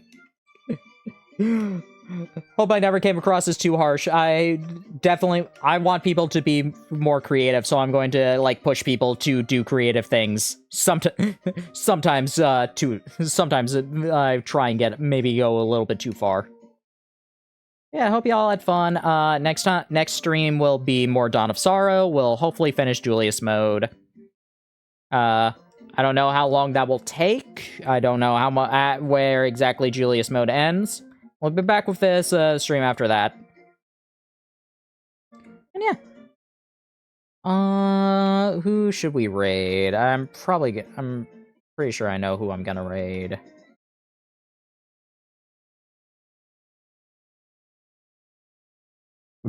Hey, you can also... You want to check out more VODs? Oh, would it be that?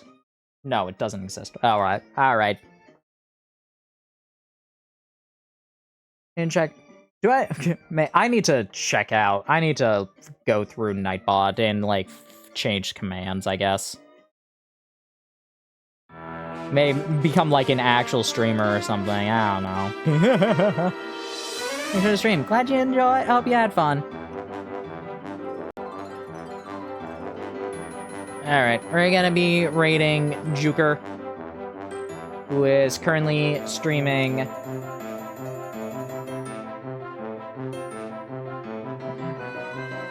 Good, that command still works. It's currently streaming some Trials and Tribulations. They're doing voice acting, so you can spend channel points to make them do their characters as various silly voices. Like, one of the times I was on there, I had to be Red White of Blue Corp as Donkey Kong from the Donkey Kong Country cartoon, which was very funny. Yeah, copy in the raid message, put in any raid emotes you enjoy. We'll be starting up this raid in just a bit. Ours, of course, is Mirror.